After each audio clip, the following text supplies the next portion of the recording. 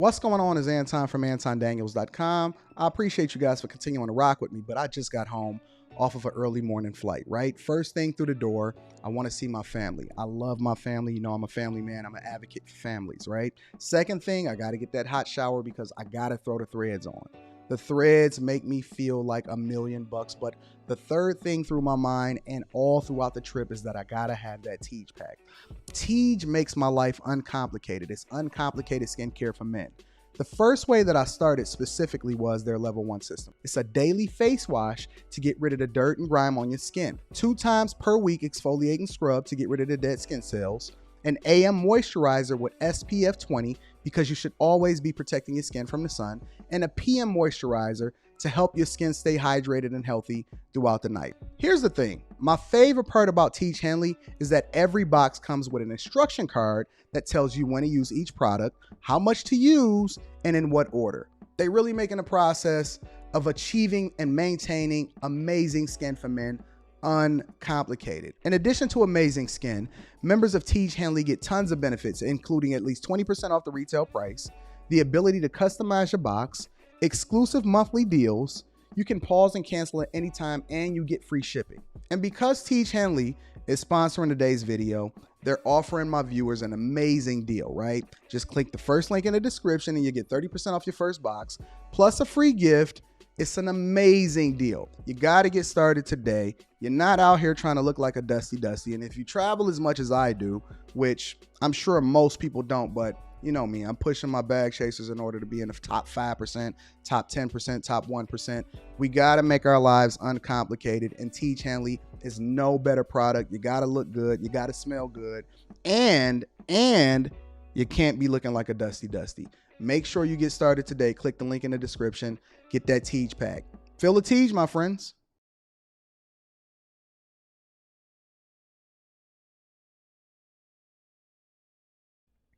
What's going on is Anton from AntonDaniels.com. I appreciate you guys for continuing to rock with me.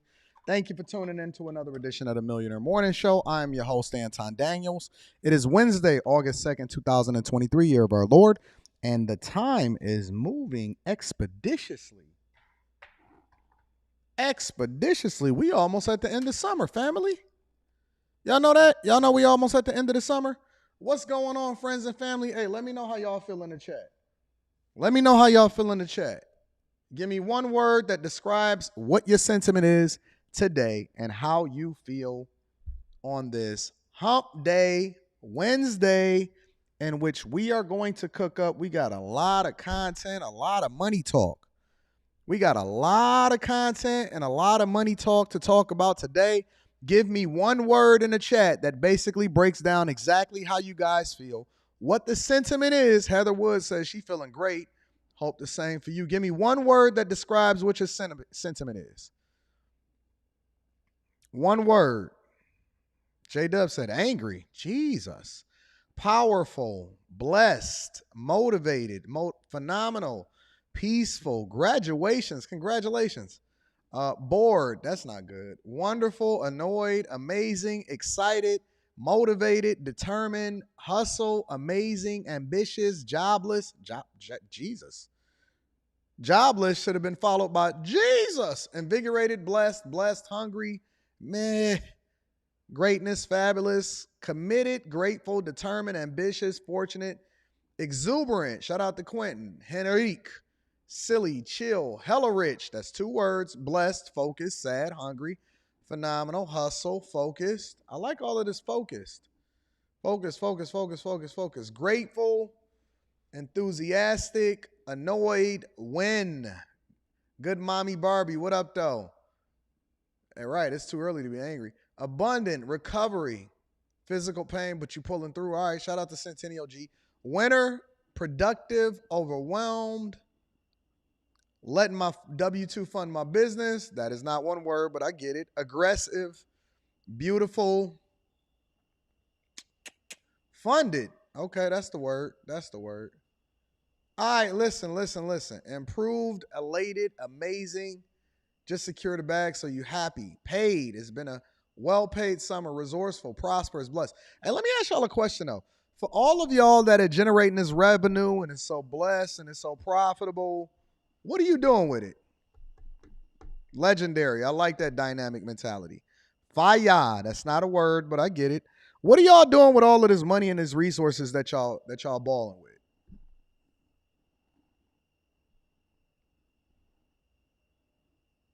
We're gonna get the housekeeping out of the way shortly. We're gonna pivot a little bit. We're gonna move around. We're gonna go based off of how we moving and not based off of what we used to doing. How are y'all feeling and what are y'all doing with the resources that you then are generating? Because I know a lot of y'all are bag chasing. Inside of the Patreon today, I posted this morning inside of the Patreon. Shout out to all of the new bag chasers and Patreon members that signed up yesterday, because the first day of the month is absolutely the best day of the month to be able to sign up for the Patreon. And I told y'all to delay at the end of the month so that you can sign up for the first day of the month. For those of you that didn't sign up for the first day of the month, the second day of the month is the second best day to sign up for the Patreon. So if you're not a bag chaser and you are not going to be tapped into the live stream, I posted specifically about what it is that we're doing as far as the update, the $100,000 update of what it's taken me to build this house and what my progress is, and I'm bringing the receipts. I'm bringing the receipts. Kojo said 10% goes to investing. That's not enough. That's not enough. 10% goes into investing. That's not enough. So where's the other 90% going? Where's the other 90% going? That's not enough. Listen. I'm about to start pushing y'all hard. Because bag chasing, although that's the slogan because it sounds good, right? A lot of you know that becoming a bag chaser is becoming the best version of yourself. Now, what is becoming the best version of yourself? Becoming the best version of yourself means that you're doing the thing that's in your own best interest, understanding that all of the good things that come along with it. Seek ye first the kingdom of God and his righteousness, and everything else will be added unto you. And so I got to push you harder. I got to push you. 10% is not enough. 10% is not enough. I dropped a video on Monday morning that basically, well, actually Monday afternoon, that talked about the idea that the majority of the people that were born between 1965 and 1980, Generation X, has less than $10,000 put up for their retirement. Now, I don't move based off of duress. I do not move based off of survival, because when you move based off of duress and you move based off of survival, you start to make wrong decisions. It's the reason why cash advance places are all in the hood, because they know that you're going to pay an extraordinary amount of interest in order to be able to get to that money, because you're moving under duress. You're in survival mode. You should never be in survival mode, whether you're doing your finances, whether you're looking at the people that you're going to talk to, because often at times people settle for the one that they're with, and it's a less than ideal circumstance because they're in survival mode. If you were who you were supposed to be prior to getting to a relationship, you wouldn't be with who you with right now. It's going to be one of them days, I see. If you were, shout out to Aaron, I'm going to be reading that super chat shortly. If you were who you were supposed to be prior to getting with the person that you were with, you wouldn't be with the person that you with right now. I'm going to suggest y'all go ahead and put y'all headphones in and not listen to this out loud, especially if you got friends, family, spouses, boyfriend, girlfriends, people that you're not even supposed to be with right now. I'm going to need everybody to put their headphones in for this one, because this might be a personal message. I'm feeling something in my spirit today, because this isn't even where I was supposed to go. I wasn't planning on talking about this. I had a whole nother mindset that I was going to go into, but I believe that everything that you do is interconnected. So how you move when it comes to your finances is the same way that you start to move when it comes to business. It's the same way that you move when it comes to relationships. It's the same way you move when it comes to doing the right thing when nobody else is looking.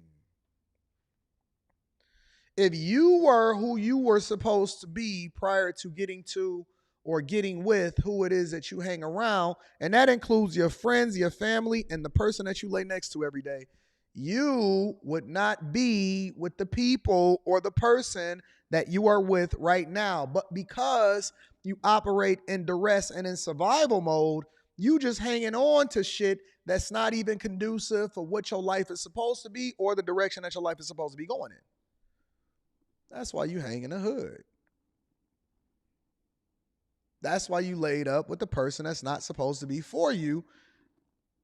Because think about it. If the most important financial decision that you make in your life is the person that you lay next to every day, why would you be laying next to the person that you lay next to every day? Why are you laying next to the person that you're not married to? Oops. Oops. Why are you not pushing towards what it is that you're supposed to be doing every single day? When I seen that $1.3 billion that the BlackRock CEO was making yesterday, that bothered my spirit. It bothered my spirit so much that I packed up my stuff and I went home yesterday. I literally went home yesterday and I didn't put on no music. I didn't get on the phone. I didn't do anything. I just started contemplating and thinking, and I started replaying everything that I've done over this last year. And I started evaluating whether or not I had been making all of the right decisions. And it wasn't just the right decision, the best decision. And I want y'all to get out of this mentality of thinking that you're doing something right just because you're doing your reasonable service. You may do something that's not illegal. You may go to work every day. You may take care of your kids. You may pay your bills. That is the right thing to do. But is it the best thing to do? Are you maximizing your money, your resources, your time, and the people that you're spending your time around in order to get the most out of this lifetime? We only get one life. We get one shot.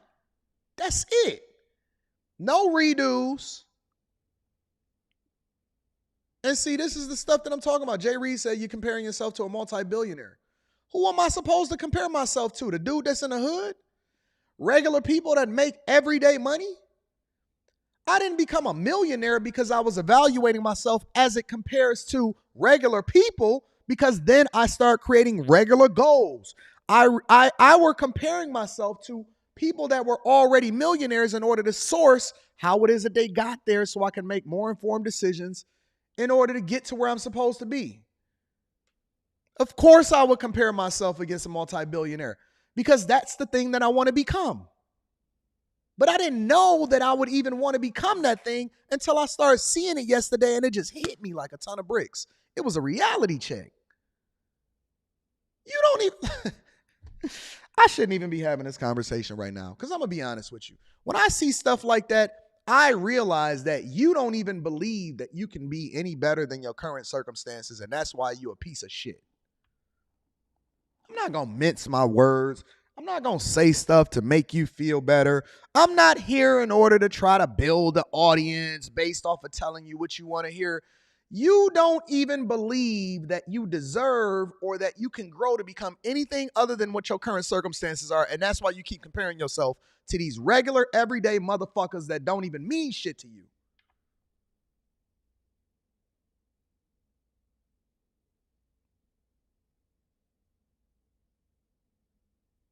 You don't believe it. You don't even believe that you can make more than $100,000 a year. You don't even think that it's possible. You don't even believe that it's possible to make the type of money that you're capable of making. You think that these people are special. You think that the BlackRock CEO woke up and he was better than you. He got 2 hands, feet, hair, bleed just like you. Why? That's the question that I kept asking myself as I was driving on my way home. Why? Why is it that he was able to do it and I'm not there yet? Because see, when I see stuff like that, I don't criticize other people. I start to evaluate and I look in the mirror. I don't look out the window. I don't point fingers unless I'm looking at myself in the mirror. And then I have to start doing a self-check because what's best versus what's good, meaning that I'm actually leveraging the time that I have on this earth in order to get the most out of whatever it is that I'm doing.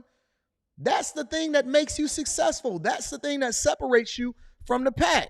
When you went into school and everybody said, oh my God, I hate the teacher, instead of making the adjustments, sitting in the front, going into their office, asking them for help, talking about what it is that you can do in order to make things easier for yourself, building a relationship. We solve for the problems. The problem is that I'm not a billionaire yet. Until you became a six-figure dude, you wasn't a six-figure dude. Well, how do you become a six-figure dude?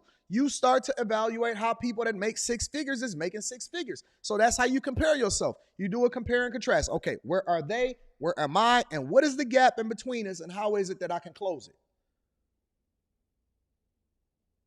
How can I close the gap between where I want to be?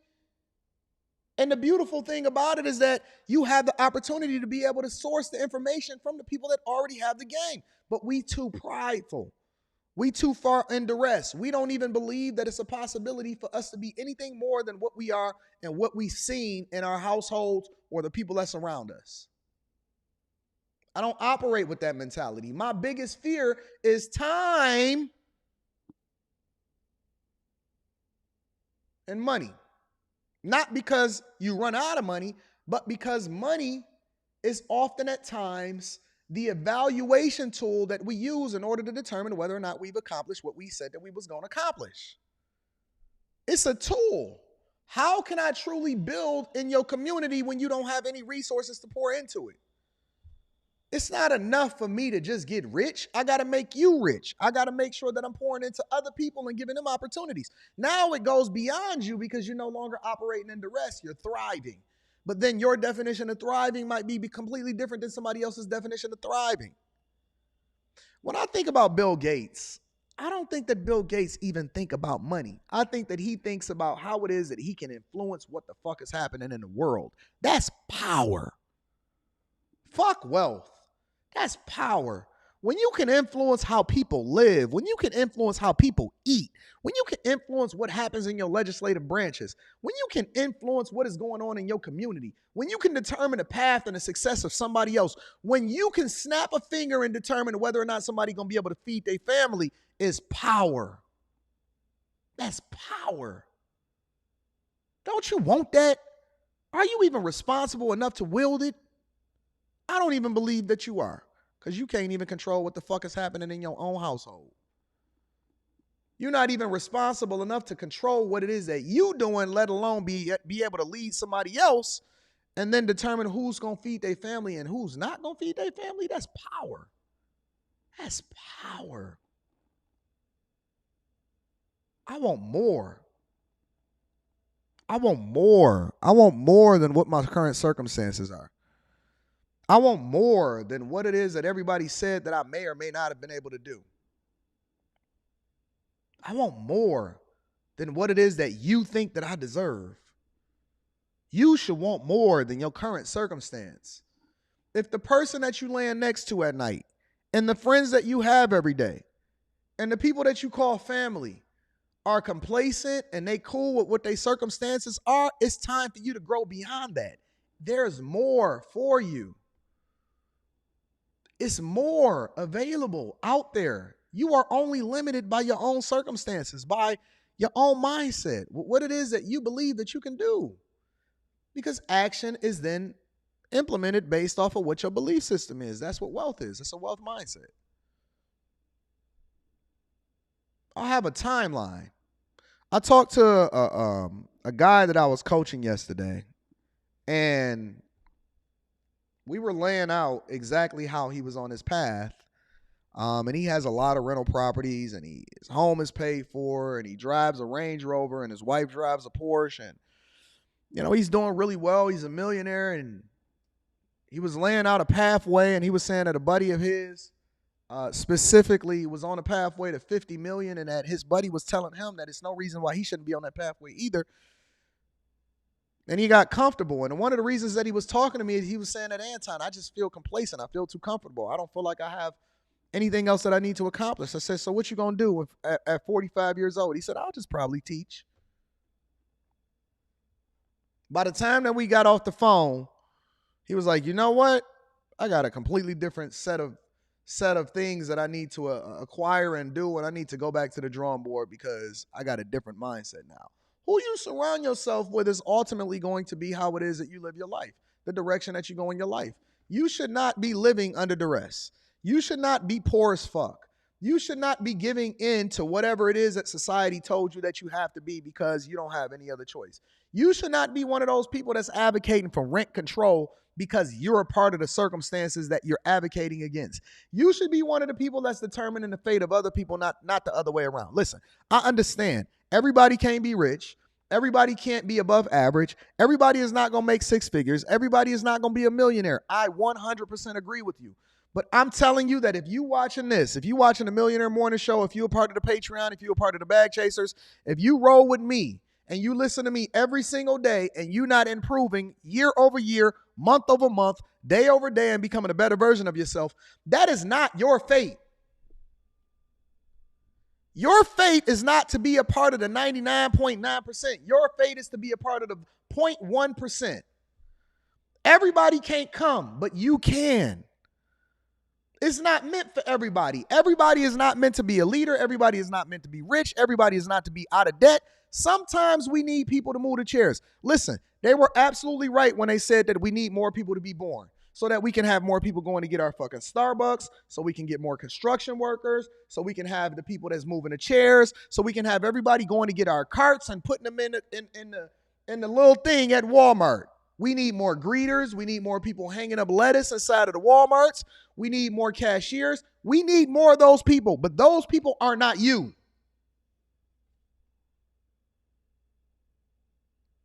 You don't have to be one of them. You could just be one of the people that appreciate them. Thank you for your service. Here's my money. And then you continue to change the world and change the narrative. Everybody not going to be rich, but it don't mean that it can't be you. I understand everybody can't make 100,000 because then 100,000 wouldn't be 100,000. But please don't tell me that you're going to be one of the ones that's not making 100,000.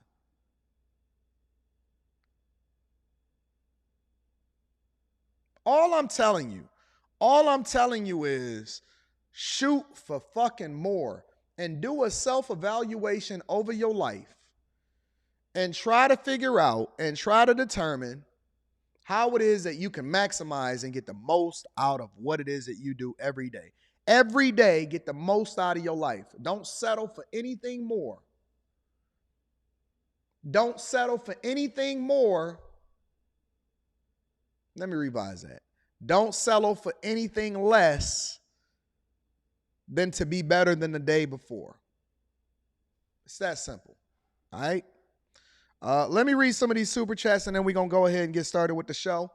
Aaron says, watched Oppenheimer last night. Great movie. To see all those great minds in one room was awe-inspiring. I need to be on that level. No, not surpass it. Shout out to Aaron. I appreciate you for the super chat. Thank you for my friend. Also, more to the ends. Shout out to you. Says, salute Anton. We locked in from the UK. Currently in the gym trying to be the better version of ourselves. Shout out to you. I appreciate you. Aaron says, no one is better than me. We will figure it out. Agreed. I 100% agree with you. Five Brown is in the building. Says, yo, Anton, quick correction. You keep combining the two companies. BlackRock is the company that the guy was pillow talking to the random chick about, was reported. Blackstone is the company the CEO makes. Blackstone, you're right. I appreciate you. Thank you, Five Brown, for holding me down. Thank you for that correction. I appreciate you. I absolutely appreciate you. Let me also give a shout out to Mike. That dude has faithfully always hit me on with the Cash App. I appreciate you. Thank you. Thank you. Thank you.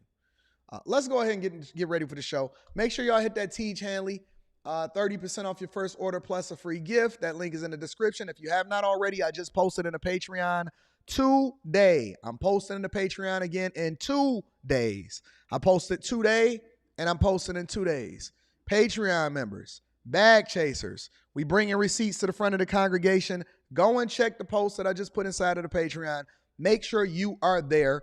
I'm posting in 2 days and in 2 days after that, all right? Dynamic Mentality is in the building. Dynamic says, you are not a byproduct of your circumstances, but a product of your decisions. Hashtag take action. Shout out to Dynamic Mentality. I appreciate you. Make sure y'all hit a like for the YouTube algorithm, subscribe to the channel, and turn on your notifications. TC to Don, I'm going to be reading that super chat very, very shortly. Thank you, my friend, for contributing. I don't ask for cash apps or super chats or anything like that, but I appreciate everybody that contributes, and so I like to acknowledge those that see value in what it is that we're doing here. Again, make sure you get that Teach Hanley, support the sponsor. Also, Patreon members, check the recent post that I just dropped inside of the Patreon. And salute to all of the new bag chasers that's a part of the Patreon. We agree, we love, we pour into each other. Make sure you jump into the Discord. That link is in the description of any of the most recent posts so we can continue to level up together. All right? Now, let's get started with the show. When I seen this headline, I was like weirded out. Real talk. I was very, very much confused. Very, very much confused. I said, this can't be true. This cannot be right. No way in the world you going to sit here and tell me that Lizzo is being sued for fat shaming. But then when I started to step... I'm sorry. Let me gather myself. But then when I started to step back and I started to think about it for a minute, it all made sense. It all made sense.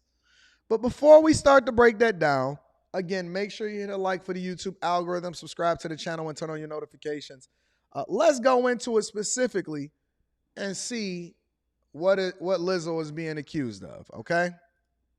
Just today, that complaint was filed in Los Angeles County Superior Court against Melissa Vivian Jefferson, which is singer Lizzo's legal name. And today I spoke with 3 of her former dancers who alleged they were victims of sexual harassment and assault. I even remember making a joke about the performers like lotion on her body. Okay, wait. Before...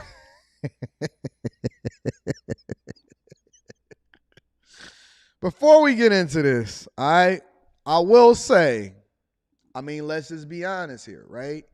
Because Lizzo's whole thing or her whole shtick and the image that she presents is body positivity, right?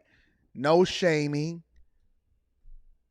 And the people that I see here are healthy. Okay, let me revise it. The people that I see here are big boned. The people that I see here are big boned. Shout out to Jay Tay. I'm going to be reading that super chat shortly. Thank you for contributing into the platform. Now, the thing that I always try to figure out, and I'm going to tell you why it makes sense for me before I even hear this, because I have not heard them speak yet. I'm going to tell you why it makes sense for me, okay? The reason why it makes sense for me is because if you are going to be up there moving and grooving,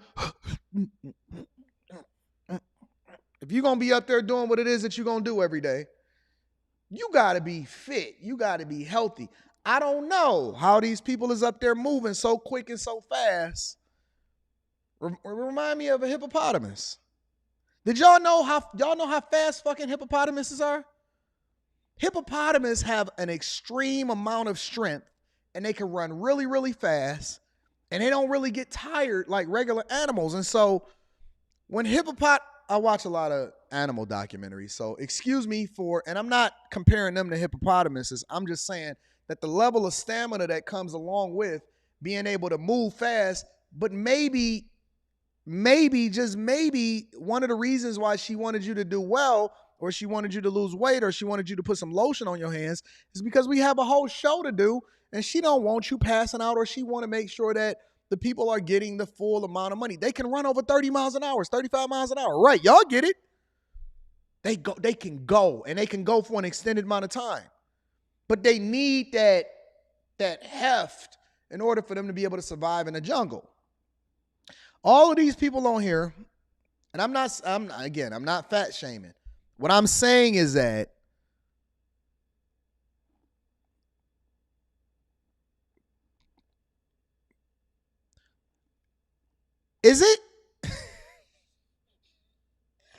can you be fit and big is the thing that I'm asking first. Like, can you be big but really, really be fit? And I'm not talking about big like muscular big or big like that. I'm saying, can you be big boned? That's what the ladies call it. Let me just say that. Figuratively speaking, can you be big boned and be fit? Honestly. Because I've never been a dancer. I've never been that, whatever, so on and so forth. So all I'm saying is, I know that Lizzo has an image to sell, but she also has a show to put on. All right? But let me go ahead and see what they say. Let me rewind it. I want to hear what they say. Let's go. Name, and today I spoke with 3 of her former dancers who alleged they were victims of sexual harassment and assault. I even remember making a joke about the performer's like lotion on her body, just to like have something to say about the fact that I just, touched somebody that I did not want to touch. Did she make you touch her specifically somewhere, or just the body in general? Her breasts. Those are plaintiffs Ariana Davis, Krista What? Williams, and Nobel. That don't even make sense. So, okay, let me put this together. So Lizzo basically said, yo, you ashy as fuck. And I need you to put some lotion on your body. Look at me. Do you see me as being ashy? That's probably the conversation that was had. So Lizzo was like, yo, you ashy, fam. I don't want you out here looking stupid. Shout out to y'all on the super chats. I'm going to be reading that super chat shortly. Lizzo basically was saying that she ashy. Come on, fam. This is a money grab. Listen, as much as we don't necessarily care for Lizzo as far as her body positivity movement and she not wanting to be the thing that we want women to be like and all of this other type of stuff, this is a fucking money grab. Come on, family. Well, Rodriguez, those are the 3 former employees who allege misconduct by Lizzo, including sexual, religious, and racial harassment, as well as disability discrimination, assault, and false imprisonment. The incident Ariana Davis just described right there refers to a night out in Amsterdam where Davis says Lizzo made her touch a naked performer at a nightclub. The ladies say these incidents date back to 2021. They described to me a hostile work environment in which they worked under the threat of being fired. They say they were body shamed as well. And she said, Wait. Y'all all went out to a nightclub in Amsterdam and a performer was naked. So was y'all was at a strip club? Is that what it is? Y'all was in a strip club in Amsterdam and she was like, touch him or touch her. I need to know. I gotta know. What the fuck is going on here? This don't even make sense. Let me hear what they gotta say. Said, we're lucky that we're not getting fired because normally in the dance industry, people get fired for gaining weight. Me specifically, not only through her management, but with her individually, speaking up in a meeting and then days later being let go. So you wasn't fit enough to be able to do the moves. And she continued to give y'all opportunities. She said, yo, listen, you lucky enough that you're not getting fired because with other performers, I'm the only person that'll hire y'all because ain't nobody hiring big people like me. That's what it sounds like. It sounds like Lizzo said, if we start to use our context clues, I'm not one to defend Lizzo, all right? I'm not really into the big girls. It's not really my thing. If you into big girls and that's your thing, God bless you. Good luck. But it sounds like Lizzo basically told her, like, listen, what the fuck you got an attitude with me for? You can't even get another job nowhere else. I'm the only person that's hiring big girls. I'm going to need you guys to not be too big for the dances that I need y'all to do. Now, I know I'm a big girl, but I'm the person that's selling the records. Y'all just over there doing the hip-hop moves. You know what I'm saying? Don't get too big. It's a limit that I want you to be at because I don't want you to be in a space to where you can't do the dance moves that it.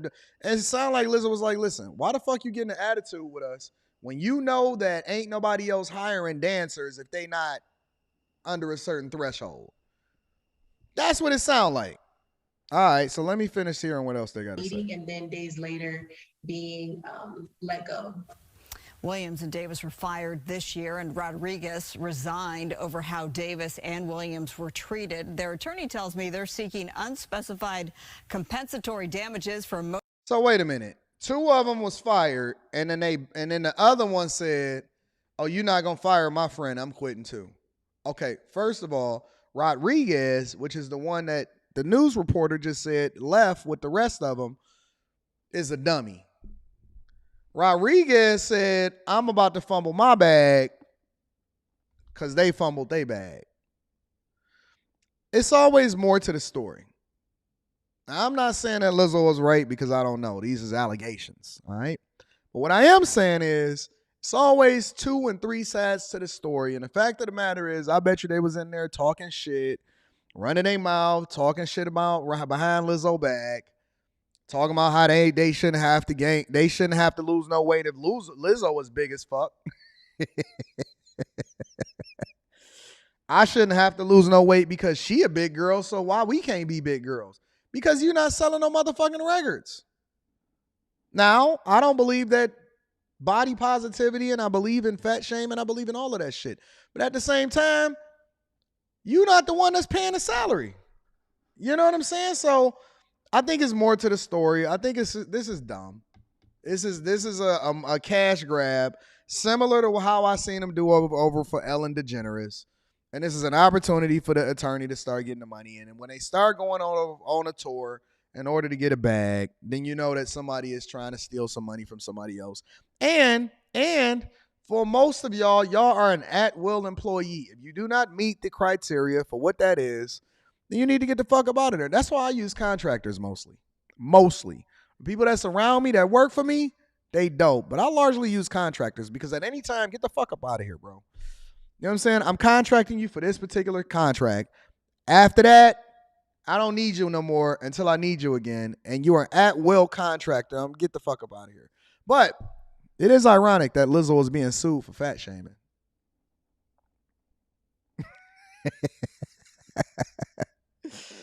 Oh my God. Let me go ahead and read some of these super chats and let's get to the more serious stuff of the show.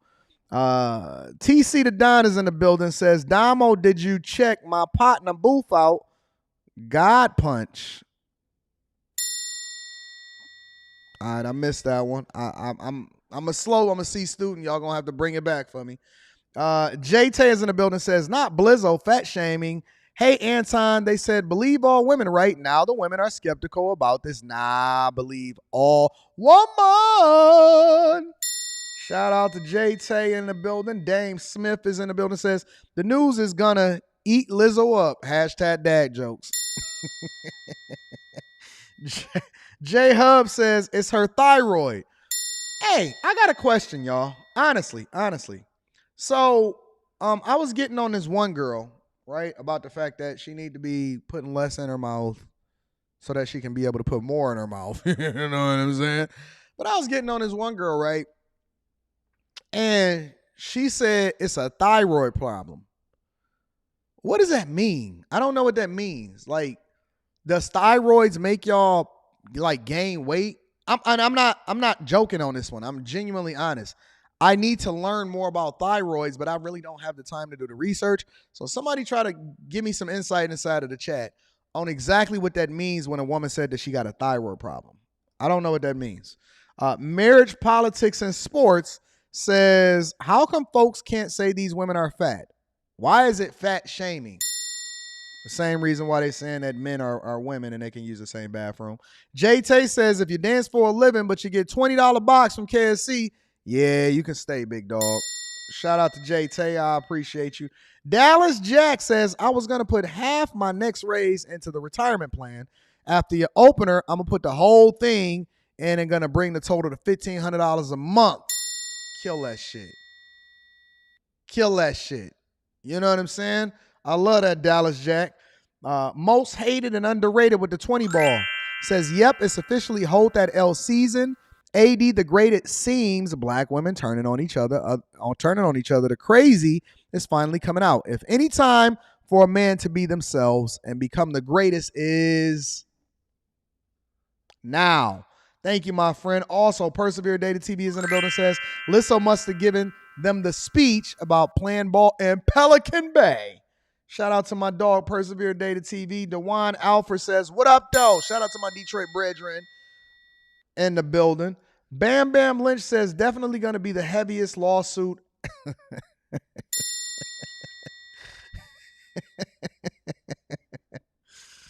Oh my God. Y'all are the worst. I hate y'all. I can't stand you guys.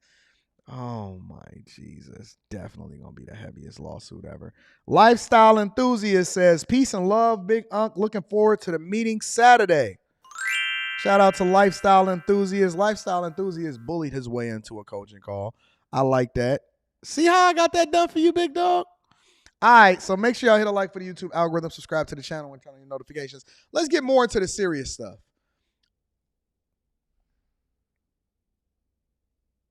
Rita, get out the chat. Get on out the chat, Rita. Get on out the chat. Get on out the chat. Hey, somebody remove Rita's last post. Anyways, Yellow Corporation. I call it the Yellow Trucking Company. Yellow Corporation and Yellow Trucking Company. 30,000 people. 30,000 people fired. Hey, y'all remember when the dude that was complaining, and I did it last week, I did a reaction to it, but the dude that was complaining inside of his job, was talking about he was pissed because because his pension wasn't going to be around, because the Yellow Corporation had basically removed all of the workers' pensions. Well, shortly after that, very, very shortly after that, the Yellow Corporation shut down completely. Now, I've been doing a lot of videos and a lot of bringing forth to the front of the congregation all of the different people inside of the trucking industry, because I think that it's been, and I waited for like 2-3 years before I really started addressing this. P. Shank, did I skip over your super chat? Give me a second. I didn't mean to skip over your super chat. Let me see if I can catch that. Sorry about that, P. Shank. I didn't skip over your super chat, did I?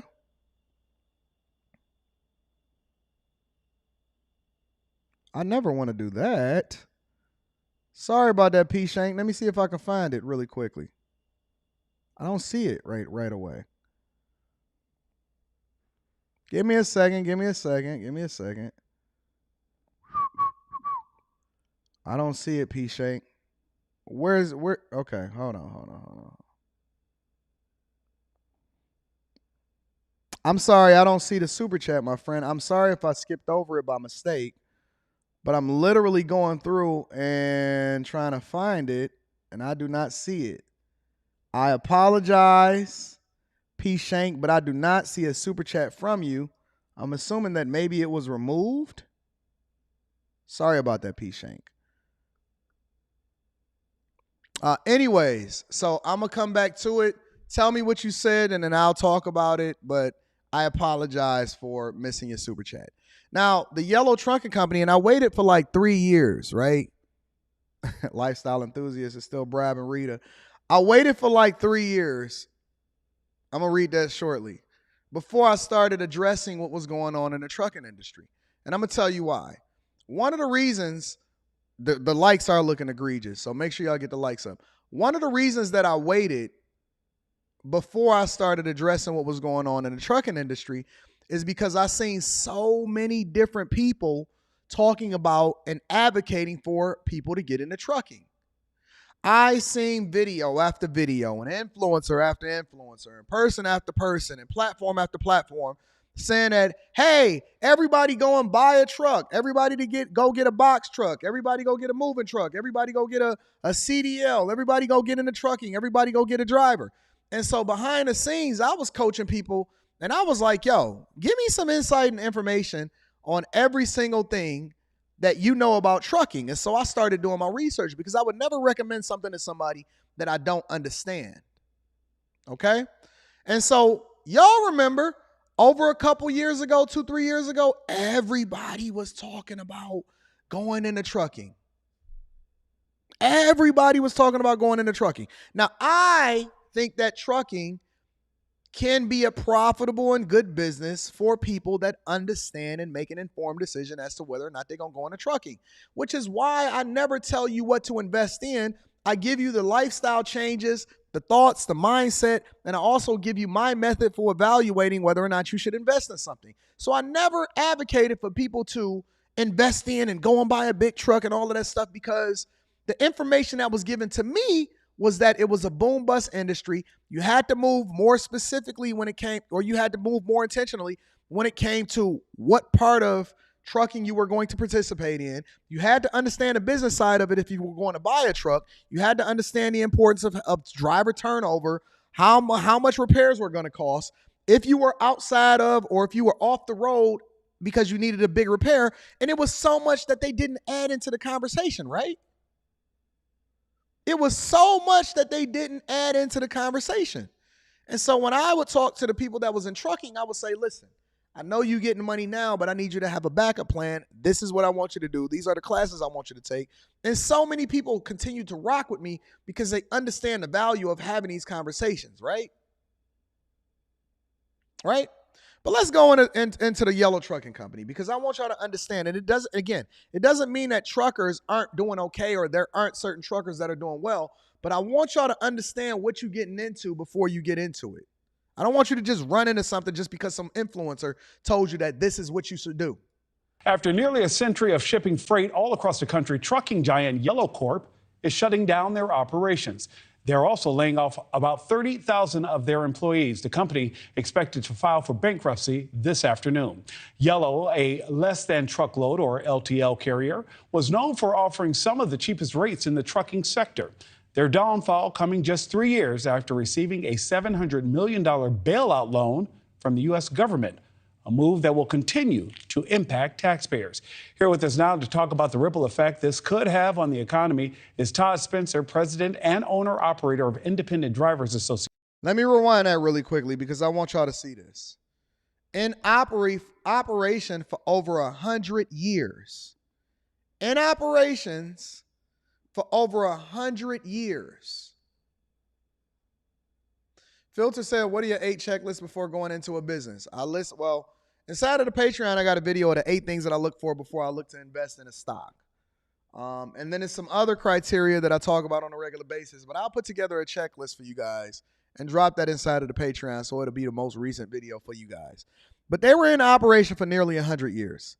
Major player in the less than truckload segment of the trucking industry, handled about 7% of the nation's shipments, less than truckload shipments in 2022, employed 30,000 workers nationwide. Over 70% were unionized.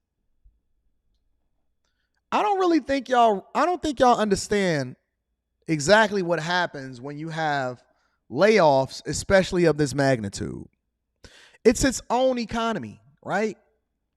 It's its own economy. So if 30,000 people basically lose their jobs, what happens is, the first thing that happens is it starts to flood the market with more people that are looking for jobs in the same industry that you may be in. So competition stiffens. It becomes much more difficult for you to maintain your relevance in whatever industry that you're in, right? Scarcity provides a bigger bag. Competition lowers the cost or the barriers to entry, right? Which basically means that you're not as valuable as you thought you were, because there aren't a shortage of people and there's availability for people to continue to get into the industry because more people are now available for work, right? The second thing that happens is, inside of this particular industry, or not even just in this industry, in the environments in which these people live, work, play, shop, buy cars, right? This is the place where the dude lost his pension. It's a trickle-down effect, similar to what happened when people started staying home from work, right? And they started working from home. All of the businesses that depended on the people and the restaurants and when you go out and you go shopping, whenever there's an event, right? And you go to a basketball game or you go to a hockey game or a football game, all of the vendors then benefit and they're able to feed their family. There's so many businesses that's interdependent on other businesses and people participate in a society that it then is a trickle-down effect. It's almost like when LeBron James left Cleveland the first time. When LeBron James left Cleveland the first time, it basically created a drain of over $1 billion on the Cleveland industry because it created less demand for people to actually buy, spend goods, services, sell jerseys, go to restaurants, come out to the games, right? It was a drain on the environment. And this is one of the reasons why they had got that bailout money in the first place, because the federal government understands the impact of a worrying economy and jobs being prevalent within your state.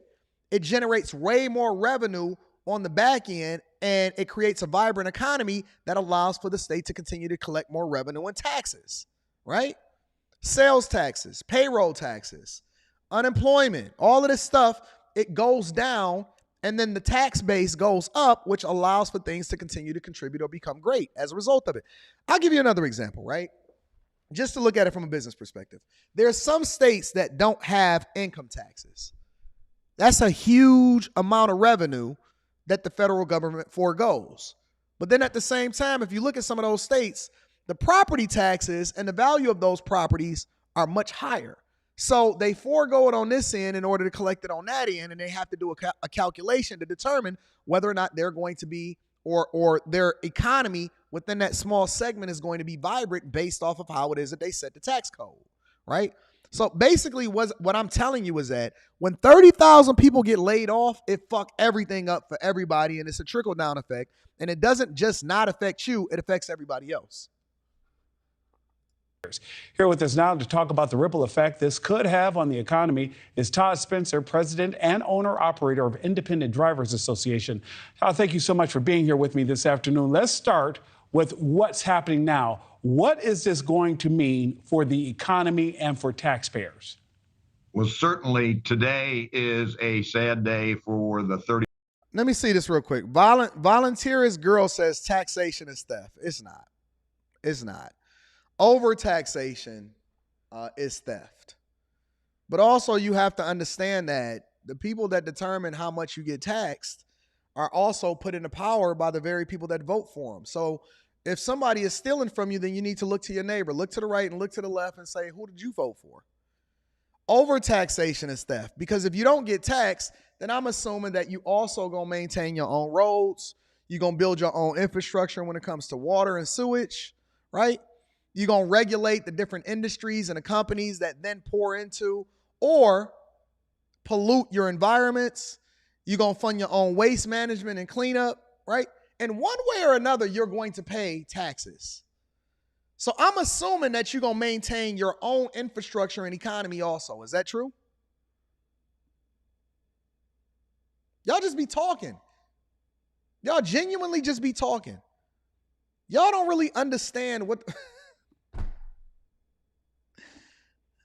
I don't agree with being overtaxed, but I do know that we need taxes in order to ensure that our infrastructure and things like that is still taken care of. Okay, come on, let's be realistic. 30,000 employees of Yellow Freight. This was one of the old line carriers that at one time, among the group that at one time were the biggest players there was in trucking. That all changed with the Motor Carrier Act of 1980.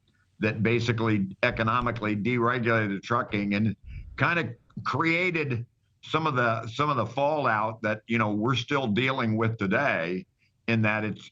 She says, where is your consent? You don't have to consent to it. You can move. If you don't want to pay taxes here, then all you got to do is go and move to a different country that maybe you can find an opportunity to not pay taxes. If you don't want to pay taxes, all you have to do is remove yourself. That's your consent. When you decide to live in a certain environment, you decide to sign up for tax. You know why? I bet you're using your faucet. I bet you're thankful that your military is preventing people from sending missiles over here and taking over your fucking country. Huh? I bet you go over there and you take a shit inside of a toilet. When is the last time you used the restroom? Or do you use it inside of the woods? Huh? Do you go over there and you use a park that's then maintained by somebody else? Who do you think pays for that? When you call the police when something happens, where do you think that the money comes from? Listen, if y'all want to go and fucking live in the woods somewhere, then do so. But just stop using the toilets. Don't use your water system and the filtrations. Stop fucking complaining, man, or get the fuck up out of here. Can we say that? Listen, if you don't like the way that shit is going, either vote to do something different or get the fuck out of the country, bro. Go and move over there to Nigeria or fucking Haiti, where you can go and survive and live based off of whatever it is that you can survive and live off of. Protect yourself, create your own military, make sure that you go and filter your own water, go and create your own sewage systems. You live in the woods and you protect yourself. Yeah, that's why you're on the internet right now. Get the fuck out of here. It's a tough business. Oftentimes it's a predatory business. Yellow's problems are long-standing problems. They haven't, they weren't just made of the last year or so. In many instances, they kind of overextended themselves. And again, you mentioned earlier, they were offering some of the lowest rates in the country to move goods. And that's kind of an impossible formula to follow when you have big overhead. And it finally caught up with them. Todd, what happens to all of... So you can't, this is a classic problem that I see happening with a lot of people in business. They don't truly understand the cost of doing business, right? They don't understand the cost of doing business. I'll give you an example, and I always like to refer back to the thing that I know the most, the restaurant business. The restaurant business. The cost of buying and selling food is not just buying it for $1 and selling it for $2. You have to take into account insurance and rent and electricity and taxes and theft. That's also baked into the cost, right? Transportation, services. And then you got to try to sell enough of it at a price point that allows for you to either make a profit, right? The more you sell, the lower the cost is in order for you to be able to break even or start to make a profit. When y'all go into these high-end restaurants, you're paying for the services, you're paying for that expensive-ass chef, you paying for that expensive-ass sign, you paying that they got all of that square footage of that place that they renting out. It's a huge cost that comes along with it. And so you can't just reduce the cost all the way to profitability because you can't scale effectively like that. You can't turn a profit by reducing costs and trying to drive out your competition unless you have something else that you're standing on in order to continue to grow the business. So I'll give you an example, right? Amazon largely sold things at cost or below cost when it came to the Amazon website. But Amazon Web Services was the thing that continued to power it. When you go inside of a Walmart today and the home goods section is largely really, really profitable, but everything that's in the grocery section is a loss leader because that's the thing that gets you in the door in order to try to convince you to go over into the other sections and spend some money in electronics and home goods and so on and so forth, right? Go over there and buy some clothes, all of that, right? So you guys got to take into account how these companies are going out of business because they can't compete. You can't lower the prices that's unsustainable because then not only do you drive yourself out of business, but you also drive your competition out of business because there's nothing that's actually allowing for you to continue to become profitable, which is how you lose your pension and you fuck up a 100-year company. All right? These workers now, you just mentioned some of the, employees that have been there, many of whom I'm assuming for years. We do know that there's also a shortage in the trucking industry. Does this automatically mean, Todd, that some of these men and women who have been driving for Yellow Super Chat will find employment, or is that not guaranteed? Good drivers, good workers can always find employment. It may not be at the same level economically that it was previously. And you mentioned a minute ago, one of the biggest myths in trucking and that there's a shortage of drivers. There's not a shortage of drivers. There is a shortage. The problem is retention. Drivers come and go. Many trucking companies have 100% turnover of drivers every year. So trucking companies, think about this shit. Many trucking companies have over 100% turnover from their drivers. That means that year over year, this is how hard trucking is. And a lot of y'all y'all don't understand it. You're really not built for it. Over a 100-year company, right, goes out of business. Many trucking companies have a 100% turnover rate. That means year over year, if you hire 100 employees, it's a guarantee that year over year, you're going to have a completely different set of employees. All 100 of them is going to leave, and you're going to get 100 more. Year over year, if you hire 1,000 employees, you're going to have 1,000 different employees the next year. That's how hard it is. That's how hard it is.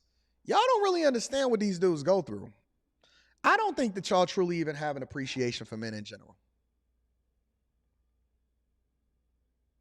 Y'all don't really have an appreciation for men in general. Most men are the ones that suffer the boom and bust cycles, and then they are the ones that are doing the hardest jobs. They may make a decent amount of money, but when they start getting that bag, let them get their bag. Because they are living on the road.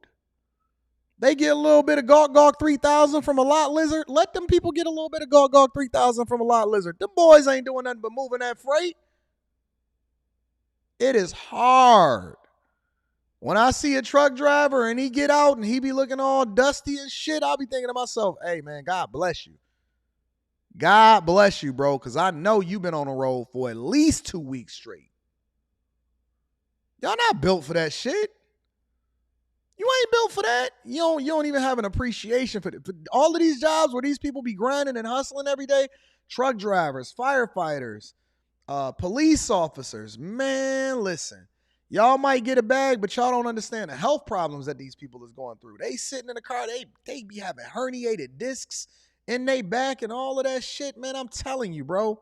It's hard. They got 100% turnover rate. That means that most people ain't built for that. But even when they was making a whole bunch of money, most people are not built for it. Facts. So there's plenty of jobs out there. Good people can fill those jobs. And hopefully, now, any kind of a job move is going to be strenuous. And it may not be as good. But, again, this isn't the best of time for anyone. We're optimistic that things will look up going forward. Todd, you said something there that I want to circle back on. You talked about retention. What's happening in the industry that is so hard to hold on to good drivers with experience? Well, realistically, the job of trucking isn't like others in that the work weeks are quite frequently 70 to 80 hours long. Shout out to Tiffany. Tiffany said, Anton, I am a woman trucker. Wait a minute. Give me a second.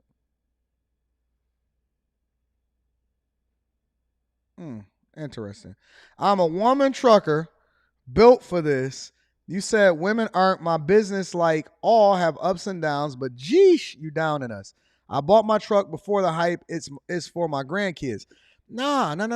I'm not dissing you. I'm not saying that it's not women in the industry. I'm saying that most men can't handle it, so most women ain't in it.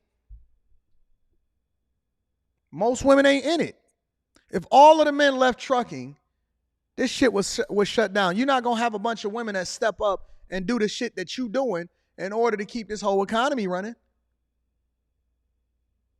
Let me look at you one more time so I can get my thoughts together. I don't usually highlight comments that's not super chats, but let me see something.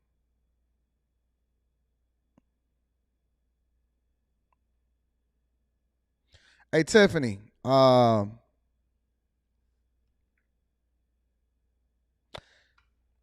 Send me a DM. Link to my Instagram is in the description of the video. I want to no, it's not about the look. I don't care about all of that shit. All I'm saying is I'd like to interview you to get your perspective on what it's like to be a woman trucker in the industry. Tiffany's content. Send me a DM. Link is in the description for you to hit me up. We can chop it up. I'm curious to get what your perspective is. Holla at me. I'm curious as to what your thoughts are. Let's continue on with the show, ladies and gentlemen. There aren't that many people that are interested in working a job that actually requires pretty much twice the commitment that other workers are going to make just to simply make a paycheck. I'm genuinely concerned, and I'm genuinely curious about what it's like to be a woman in trucking today. That's all I want to know. What is it like to be a woman in trucking today? Send me a DM. I want to get you on the show. I'm curious as to what your thoughts are. Y'all got to start looking at things based off of a business perspective. We ain't tripping off of that. Truckers that they live their lives out on the road. And that's not an easy gig either. Quality of life, family time, all of those are just, they're just too many instances. They're just kind of non-existent. So, yeah. I don't even know what the fuck he's saying anymore. I done got distracted. Let me read these super chats and then we're going to move over into the next thing because we got a whole show in order to be. we got a whole show that we got to go over. I get it. The summary of what he was saying is basically it's hard out here for a pimp. Trucking is hard. 30,000 people getting laid off. Is jobs available? You're going to have to move accordingly. We got it. Cool. All right, cool. Let's read these super chats and then we're going to move over into the next thing. Andal says low thyroid levels. This is the Millionaire Morning Show. It don't get no realer than this, all right? Low thyroid levels will reduce your metabolism. Solution, take oral thyroid meds. It's a bad excuse. Shout out to Andal. We appreciate you.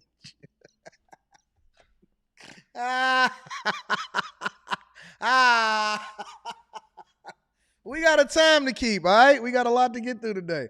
Lifestyle enthusiast is in the building. Said that's for Rita.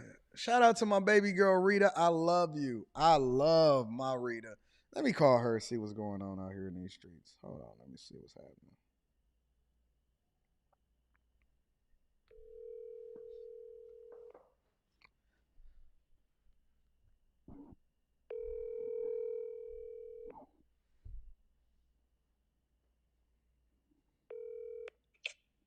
Hello. What's up, babe? What you doing? Nothing, making me something to eat. What's going on? Oh, that's cool. You ain't watching the show or nothing, are you? Of course I am. Why are you watching the show? Watch it every day. You supposed to be busy. I'm busy, but I have a laptop and a phone and a tablet, so I can take it wherever I go, right? You ain't really thinking about this shit though, are you? Wow, what are you saying? Or what are you about to say? I ain't about to say nothing. I'm chilling. All right, listen, I love you.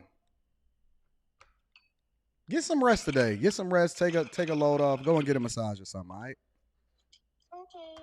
All right, I love you. Have a good day. Bye. Let's continue with the show. Listen, my chick ain't tripping off of none of this shit. This is all just one big this is all just hit me up, trucker lady. Let's be able to have this conversation. Shout out to Lifestyle Enthusiasts in the building. Y'all not gonna get this type of content anywhere. Y'all not gonna get this type of content anywhere. This is why we do the best motherfucking show on the internet, all right? Benoit, the one is in the building, says, as an OTR truck driver, I'm guessing that's over the road, this yellow freight debacle is a mess. Kim, shady, Greatness to Work says, Apollo Global saved yellow truck not closing. I don't know about that. Yellow truck is closing. Vince Gerald says, way too many trucks, not enough freight to carry. Agreed. Mr. Lone Star is in the building, says, my father-in-law was one of the guys that got caught in his 25 years with them, and his pension will be less than half now.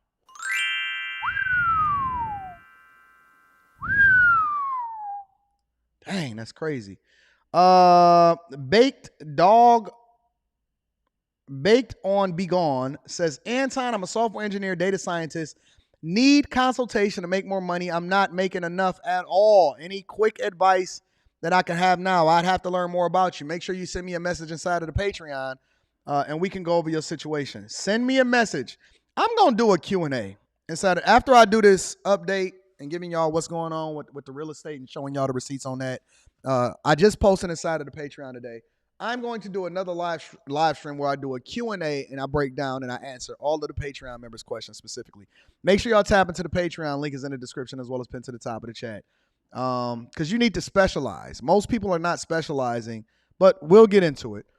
Anthony, and I need to know how much you're making specifically. Anthony says, what's good, Anton? How do I get slotted for a coaching call? Join the Patreon, send a message, email me at antondaniels413@gmail.com. Shout out to Anthony. I appreciate you.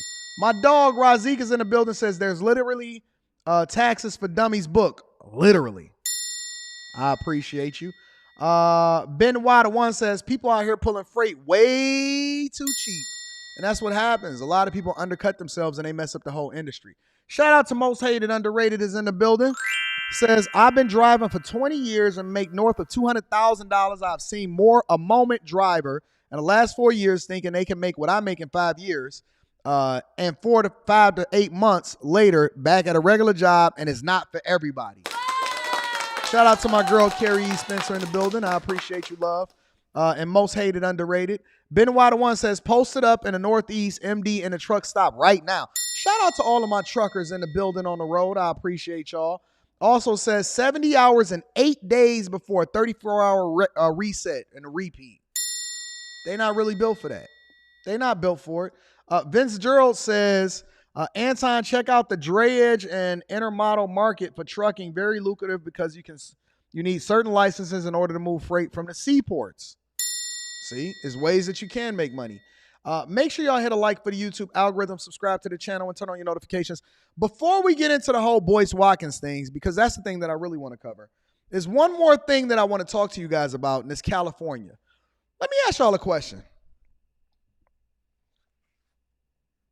We hold the Lori Lightfoots accountable and the Philadelphias and all of that other type of stuff. But we don't hold the Gretchens and the Gavins and all of these people accountable for how it is that they fucking up all of their economies, right? We hold the mayors. The mayors are usually the ones that's the most visible. The city council members, we hold them accountable, right? But we don't really talk about the Gavins and the Gretchens. A lot of people don't know who Gretchen is. Gretchen is the governor of Michigan. I absolutely, positively do not like her. I don't care how many buffs she put on. I don't care how many glasses she put on, trying to be a thug and all that. I do not give a fuck. I do not like Gretchen at all. I don't. I do not. I am going to tell you with my heart, I do not like her at all. What about the Gavins, right? Because crime is just absolutely running off the rails in California. I get so much stuff in my algorithm that I overlook. I get so much stuff in my algorithm that I overlook. Because it's just overwhelmingly, it's overwhelmingly flooding my timeline of all of the crime that's going on inside of California. Make sure y'all hit a like for the YouTube algorithm, subscribe to the channel, and turn on your notifications. Someone actually drove their car through those doors and started stealing. Let's put this in perspective, y'all. Honestly, somebody drove their car. Look at the picture. They pulled up in an Expedition and just started running that shit up. Just started taking everything outside of the Louis Vuitton store. This is in California, Beverly Hills, some of the most prestigious places. Some of these places were just off limits. But the governor has basically enabled for everybody to do what they want to do when they want to do it, and ain't nobody gonna get caught and ain't nobody gonna be held accountable for it.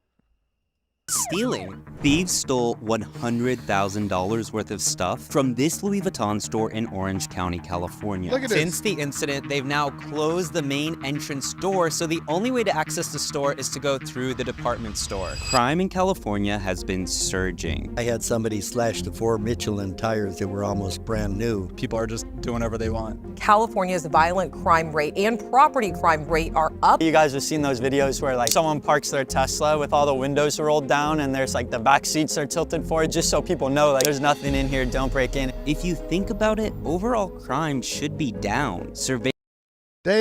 People purposely park their cars, open up their glove box, opening up their middle console. People are parking their cars and trying to show the thieves that there's nothing in there for them to take in order to protect their property from not being broken into. They're parking their cars and trying to plead with the thieves. Don't bust my windows out. Don't damage my car because there's nothing else in here. They not putting tinted windows in anymore. They removing the tent and then they showing the thieves, hey, ain't nothing here. Thank you for the super chats. I'm going to be reading that shortly. Surveillance cameras and security technology is more advanced than ever, but none of that seems to matter. The looting is crazy. Laptops stolen off her back seat. Retail crime, which costs the state billions every year. And across the U.S., it's costing trillions of dollars every year. I worked retail, so all kinds of people walking in all times of the night. Most people are blaming a change to California's law, which reduced the consequences for stealing, and in some cases, no consequences at all. Smash and grab of the Louis Vuitton store there in Union Square. They're actively looking for about 30 people who are trying to break into other stores. And they get to walk out of the store with everything. Are we supposed to fight them? Are we supposed to incite more violence? Retailers are having to change their strategy. And now stores and malls are having to step up their security measures like crazy. Or putting locks on freezers. So if you want to buy something like frozen mac and cheese, you'll need to call for an attendant to help. And in some cases, it might be cheaper to literally just close your store completely. It is closing 5 more stores amid high retail theft in the city. This surge in crime has become not just a safety matter, but a political one too. Robbie? That's the only way that they're going to keep y'all with jobs and not automate everything, is that now you got to call an attendant in order to get something out of the freezer. You got to call an attendant to get something that costs $4.99 out of the freezer so that you can be able to eat some mac and cheese that's frozen. What the fuck? Hey, remember when your favorite celebrity, the Jay-Z's, the Beyoncés, and all of this shit, they advocated against reducing and removing all of the crime bills and bail and all of that? Remember that?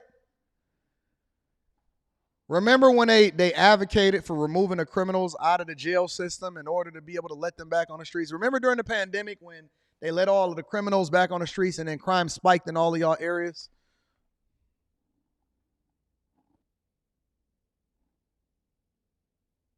You know why they don't care? You know why they do that?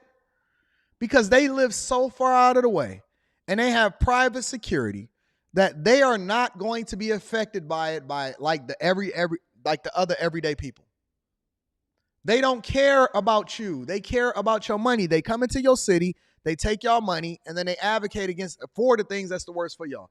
If you look at your favorite celebrities,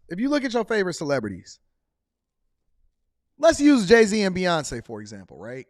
If you look at your favorite celebrities, everything that they've done on their track record is actually the worst for our culture and our community. I'll give you an example. Let's take Jay-Z, right? And I'm going to tell you just how trash this culture is, because y'all idolize these people because they can sing, dance, and rap, and they've made a lot of money off of y'all and all of this, right? But I'm going to give you an example of how y'all follow these people into ultimately living this type of lifestyle that's the worst for y'all. Jay admittedly rapped about, celebrated, and profited off the idea that he sold crack to his communities. Then, once he became big enough and famous enough, endorsed your favorite president and had his phone number, Obama, right? In which Obama basically called Kanye a bitch. But then Jay-Z and them was on speed dial and they all partied inside of the White House and Beyonce was singing and shit like that, right? And so your favorite president was endorsed by and y'all voted for him in order for him to be in office, and he ultimately gave y'all the agenda that y'all hate the most, which is from the alphabet community. And then they funded and they advocated for releasing criminals, and then they also donate their money in order to bail out people that's not supposed to be on the street in the first place. And then they come into y'all cities and they do y'all concerts. And if anybody has seen any picture from a Beyonce concert, you know that she makes music for and that she advocates for, and the majority of the people that's at her concert is zesty.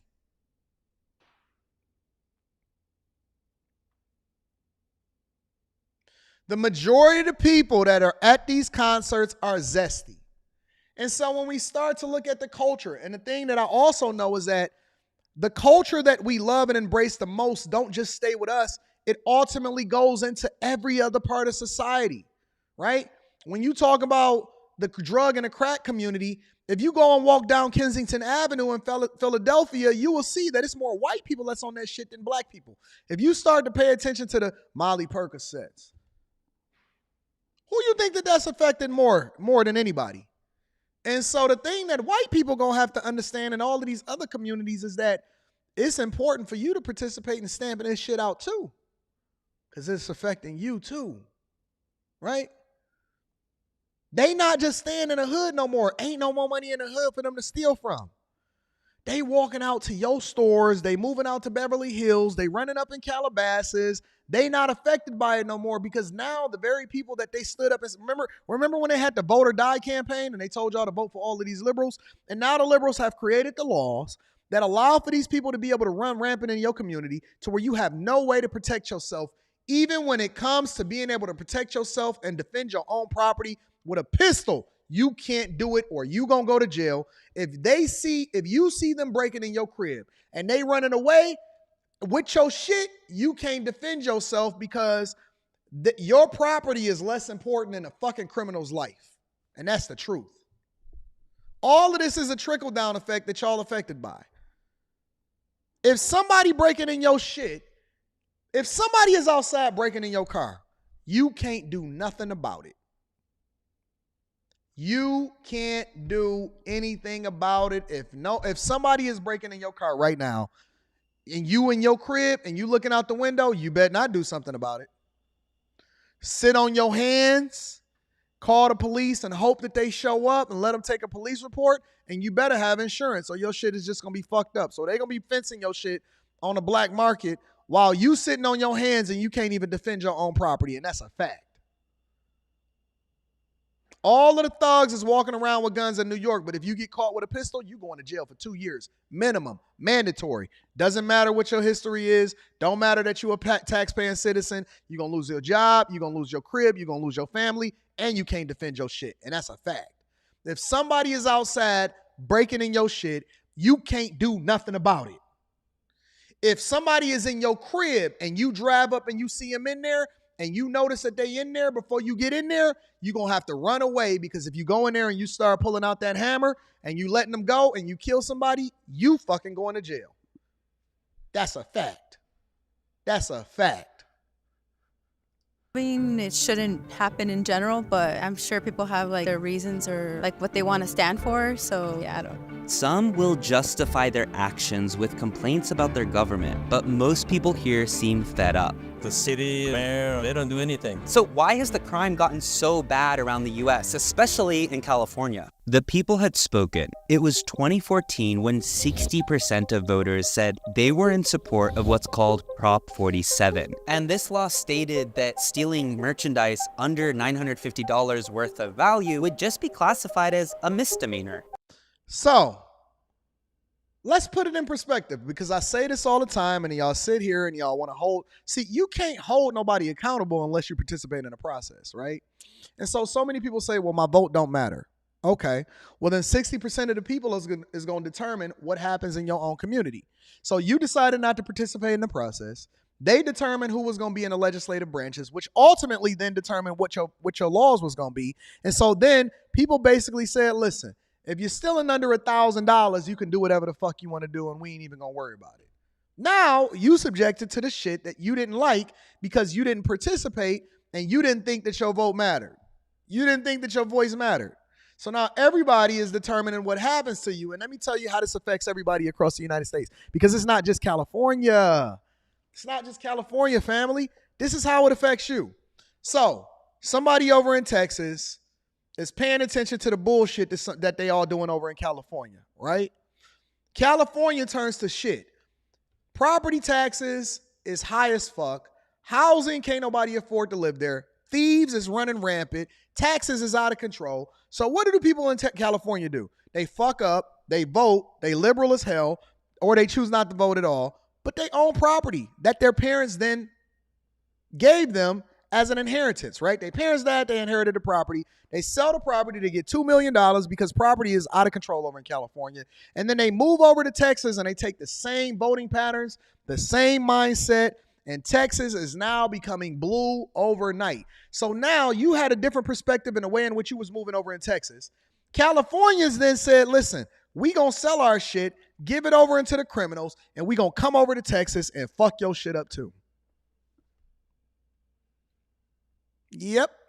Everybody that's in Florida that was inherently in Florida, that was born and lived there, is getting ran the fuck up out of Florida. Everybody that's over in Houston, y'all got a whole bunch of diseases that's waiting on y'all now. They took their perspective and they gonna turn your state blue, and they coming for you. They coming for you, family. See, something like that used to be considered a felony. So if you stole, let's say, an iPad, that used to mean you could go to jail for 1 year or more. But after this was put into place, you might get a fine just for an hour in a local jail, or even let off the hook completely. Prop 47 also applied to levels of drug possession too. Those in favor of Prop 47 say that it'll actually improve public safety and it'll save taxpayers hundreds of millions of dollars. It clearly is going to reduce the numbers of people in prison. Instead of It's going to reduce the numbers of people in prison. investing in punishment, we're investing in people. But what was... Hey, look at John Legend. Look at John. While he over here selling his catalog and getting tens of millions of dollars.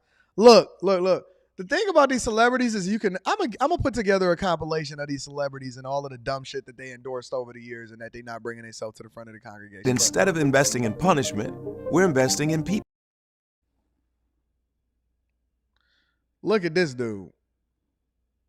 We're just ordinary people. We don't know which way to go. Hey, we're just ordinary people. We don't know which way to go. Take it slow. Oh.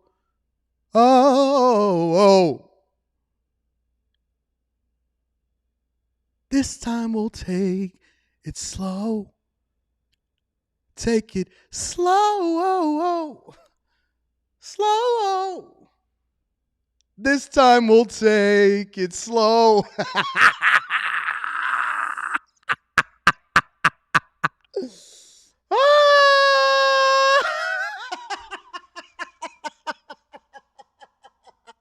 We're just ordinary people.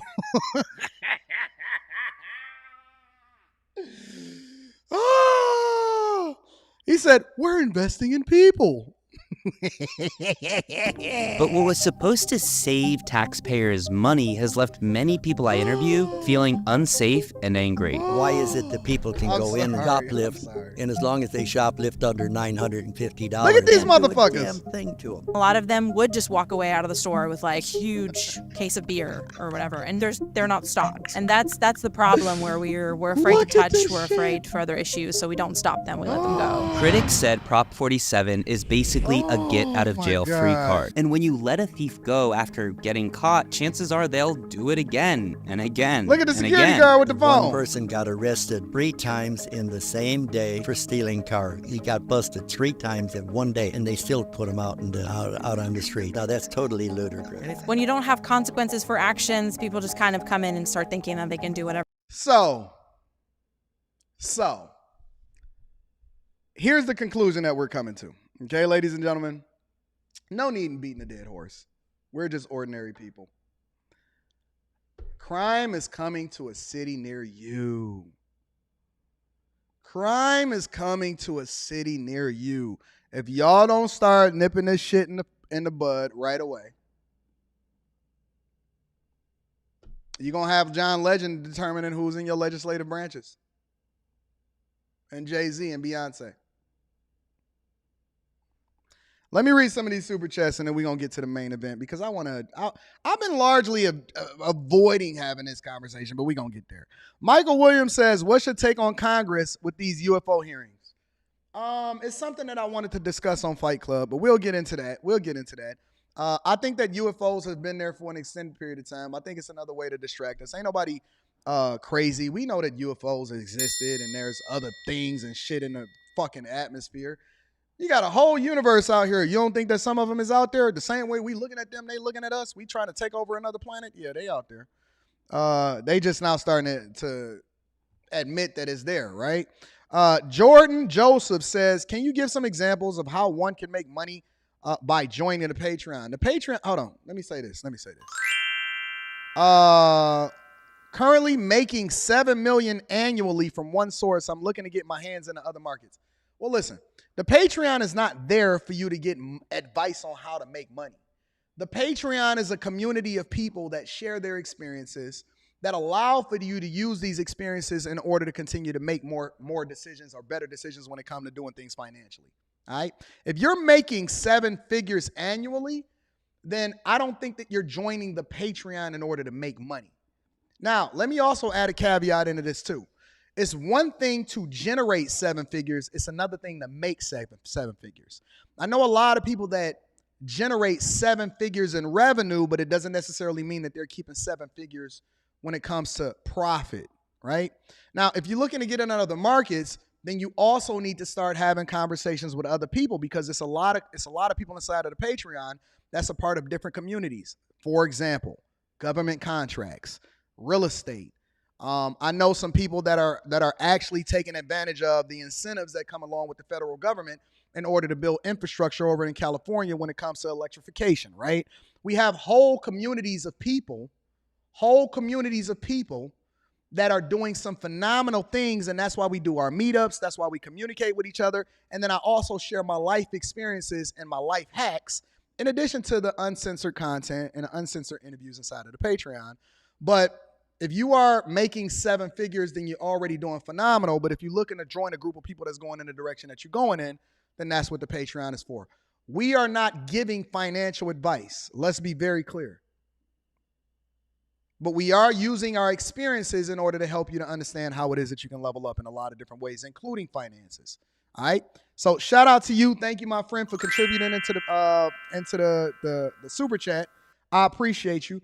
Jeremy Danzy says, Anton, I'm starting my own full service design agency called Rackenter Creative, specializing in UX, UI, graphic design, and photography. I would love to get your insights on how to get the biggest bag. Well, first of all, I wouldn't do all 3. I would not do all 3. You need to specialize, right? People that try to do it, be a jack of all trades, often at times does not make the type of money that they're supposed to make. So if you're going to do UX, UI, then you need to do UX, UI. If you're going to do graphic design, then you need to do graphic design. If you're going to do photography, then do photography. What I would do if I was you is I would focus specifically on UX, UI, and I would market myself like that, right? I would market myself with regard to UX, UI. I would show and pitch people on how it is that they need UX, UI, and how it will make what it is that they're doing much easier, which ultimately will save them money, right? And whether it's in efficiencies, whether it's lowering the amount of money that they have to spend within their own company, right? I would market myself more effectively with specializing. I would not be a jack of all trades, right? Somebody said it, a jack of all is a master of none.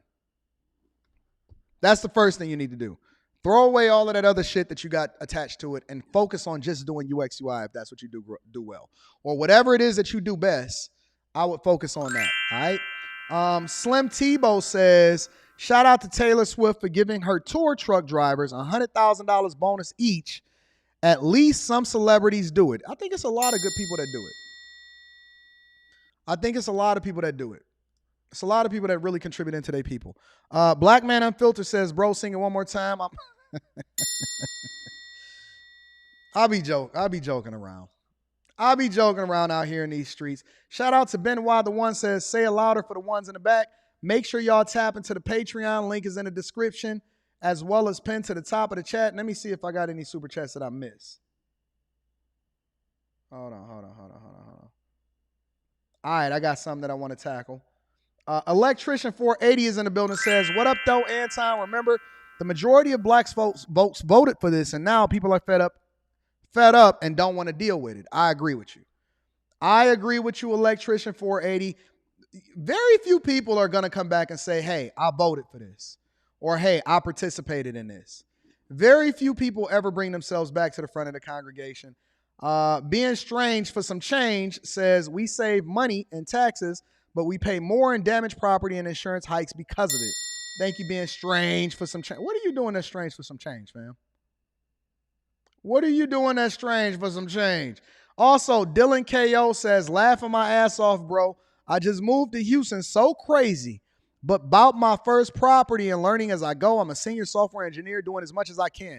Shout out to all of my software engineers out here in the building and the new real estate owners. Executive Suite MLE is in the building, says, I've seen posts for seminars encouraging people to get into trucking. Shaking my head, they need to tap into AD. 2, people still in NYC and casually walk out untouched. Really? Damn, NYC is just as fucked up as California? Jesus.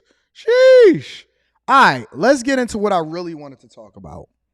Actually, let me revise that. What I really didn't want to talk about. Let me tell you why I didn't want to talk about this. Is because for me personally, I like to focus 100% on the content, especially as it relates to coming back to the money over here on the Millionaire Morning Show. Now, when we react to Boyce Watkins or Dr. Umar Johnson, who I largely think that they are kind of one and the same person, but when we react to them, we're reacting to the content that they put out. I leave all of that other stuff to other people, right? I don't get in. It kind of bleeds over, but I try to stay out of the mix when it comes to personal stuff. You know what I'm saying? If it don't come back down to the money, or if it's not specifically content that we're reacting to that has been put out by other people on the internet. So Umar Johnson will drop a video and he'll give his thoughts on how black men are simps and how they need to be held accountable for what black women are doing. And so I'll react to that and I'll say, well, Umar Johnson is wrong. Or Umar Johnson will come in and he'll show a school and he'll say, see, look, it's all built. And then I'll say, well, you've been saying that for the last 10 years. I'm trying to figure out when it's open. Okay? But I've been seeing this content on the internet just all over the place. And it's piqued my curiosity, even though I don't necessarily care for Boyce himself. I still try to keep it just purely based off of the shit that he's saying online. The reason why we're bringing Boyce to the front of the congregation right now is we're basically reacting to some stuff that he's now saying online. Now, here's the caveat to this, right? Boyce Watkins, I remember him saying specifically that he does not pay attention to the things that people say about him online. Let me say that again. Boyce Watkins said that he does not care, he does not pay attention to, and he has no regard for the things that people say about him online. But it seems as though Boyce Watkins has been getting incredibly invested in the things that people are saying about him online. So the question that I'm asking you guys, and I'm going to be reading that super chat shortly. And it said, good morning, Anton. My previous amounts was refunded. Okay, cool. Dope. I'm glad that your amounts was refunded. Thank you, P. Shank. Here's my question to y'all as we go through this, because I have not seen this video yet, but I am familiar with what O'Shea Duke Jackson is saying. I am familiar somewhat with what Pocket Watching with JT is saying. I haven't had time to really watch the video. But let me give you a little bit of insight into what's happening before we get into this video, okay? Jay Morrison and his Tulsa real estate fund, the TREF fund, allegedly, based off of loose information that I'm familiar with, was endorsed by Boyce Watkins in its inception, right? So Boyce Watkins, the doctor, the person that is the financial expert, right? When it came about, Boyce Watkins was the one that said, listen, this is a good thing. I met with Jay Morrison. The Tulsa Real Estate Fund is going to be awesome for black people. We're going to be building this thing up, and I am the first person to open up my checkbook, and I am basically endorsing this thing, okay? That is the basis behind this. So I know that O'Shea Duke Jackson don't really care for Boyce Watkins at all. O'Shea Duke Jackson then brought Pocket Watching with JT onto his platform, and Pocket Watching with JT always evaluates whether or not people are on the up and up as far as their business practices to make it light, right?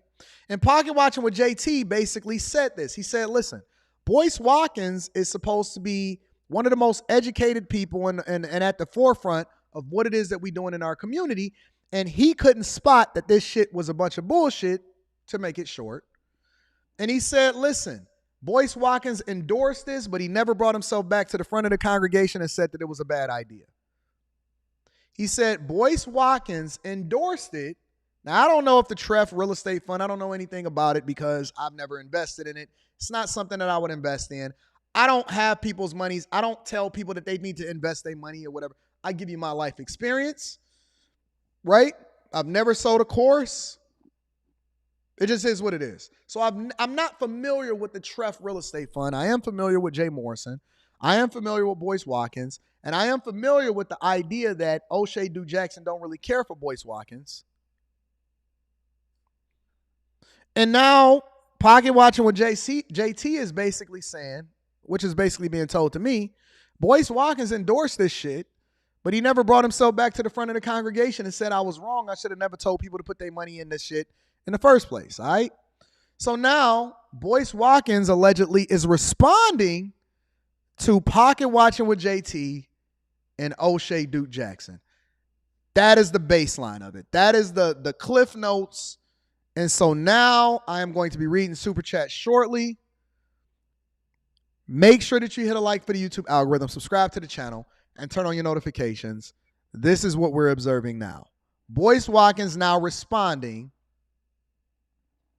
to Pocket Watching with JT and O'Shea Duke Jackson.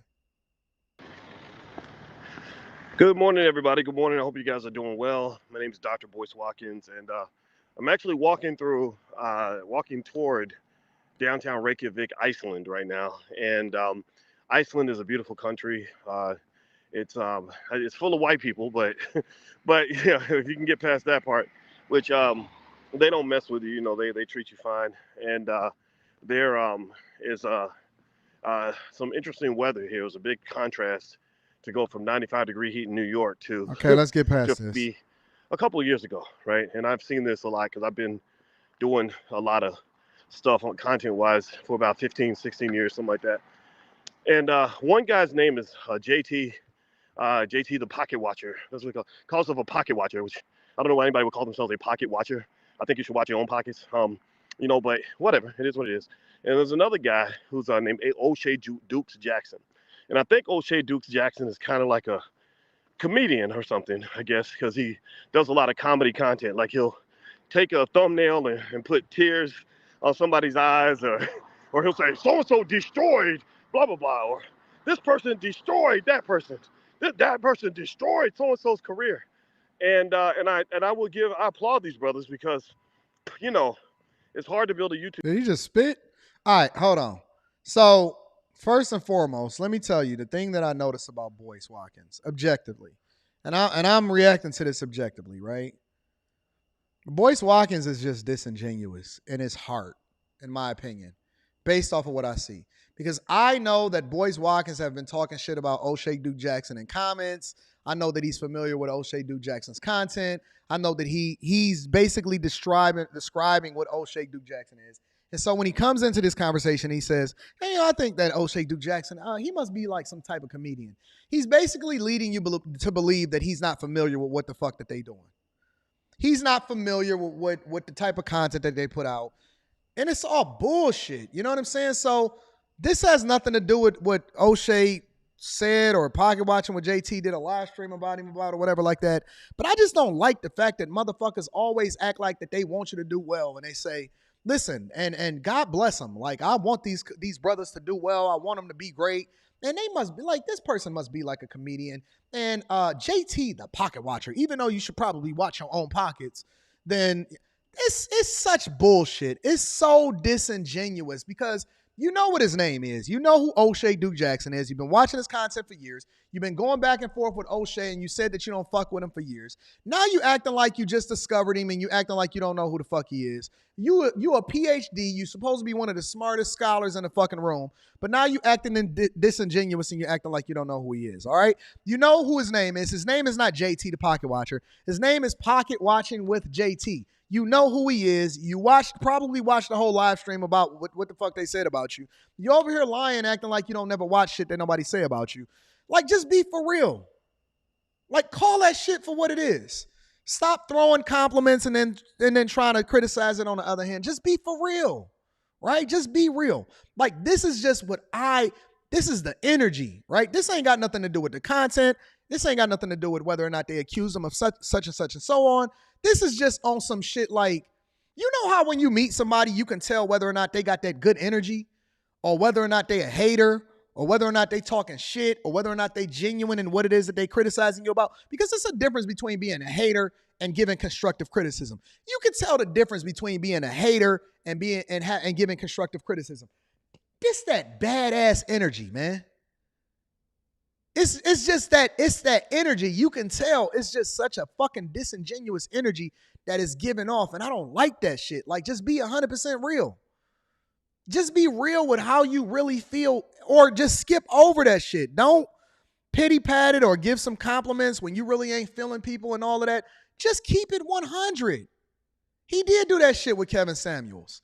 Just be real with how you feel. Listen, I don't really fuck with him because it's not my type of content. But I can acknowledge the fact that they phenomenal content creators and their ability to be able to build a YouTube channel. Stop saying that you want them to be successful. Stop saying that you really rock with them. Stop saying their name wrong like you trying to figure out who they are. You know who the fuck that they are. You know who they are. You've been watching their content. You're familiar with them. You've been going back and forth with them for years. Stop acting like you don't know, bro. I don't like that shit because that shit just says, all right, I know who the fuck I'm dealing with right away. But let's get into it, y'all. YouTube channel. And I get it. You know, attention is a commodity.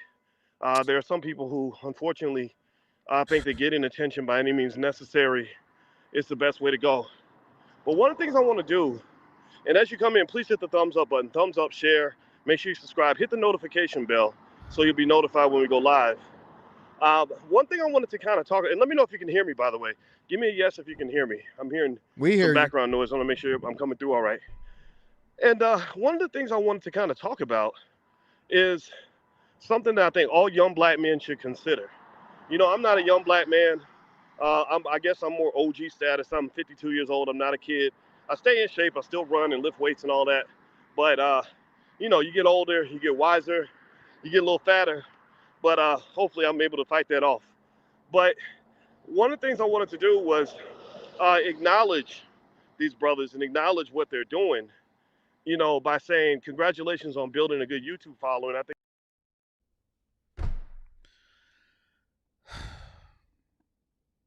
you had all kind of fucking smoke for O'Shea Duke Jackson before they started doing videos about you on a regular basis. Now you want to acknowledge them and congratulate them for building a good YouTube following.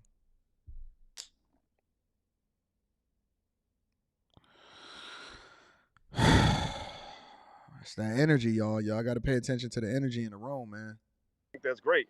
But one of the other things I would say to these guys is, and I see Eric Thomas says JT's a good dude. Please don't trip about him. Y'all could be good allies. Actually, O'Shea is a POS. What's a POS? I don't know what a POS is.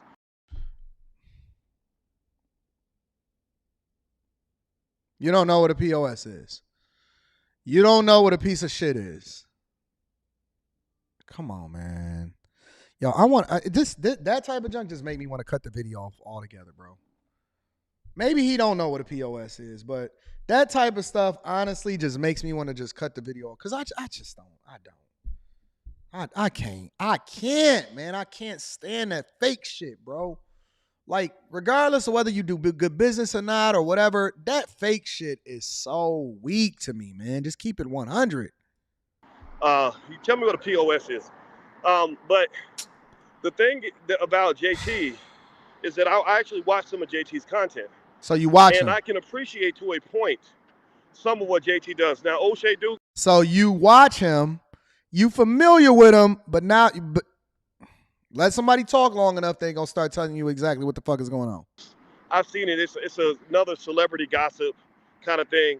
There's a whole lot of content like that. You know, a whole lot of people. And so you familiar with O'Shea Duke Jackson too. So framing the conversation in the beginning just went out the window now that you said that you're familiar. You know, let's go talk bad about people and make things up and whatever, and that'll get views and clicks and clickbait.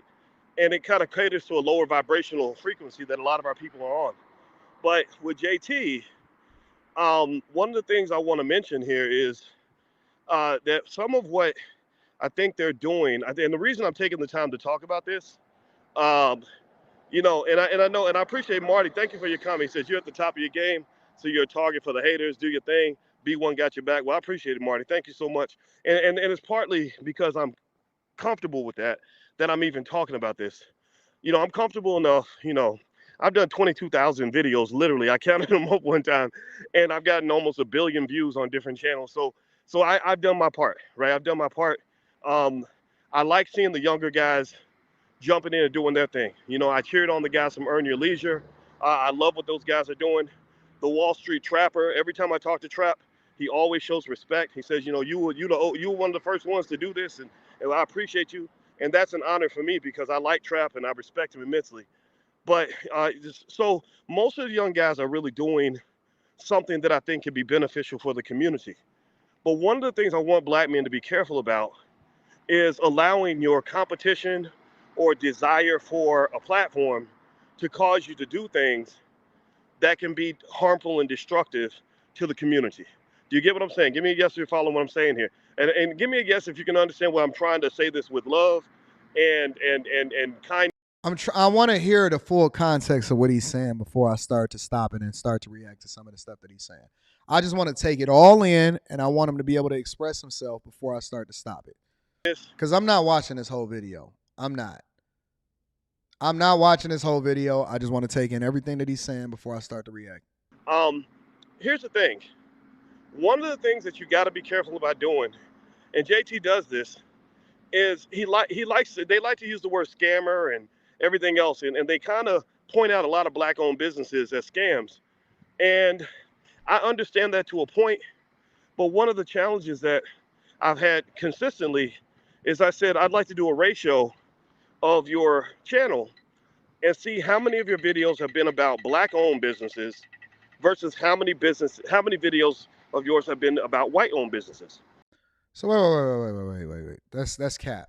That's cap. Pocket watching with JT brings. I'm gonna be for real, and it's not just because we cool. It's not and I'm gonna be absolutely transparent. Pocket watching with JT is a good friend. He's a good friend. He's a really good associate.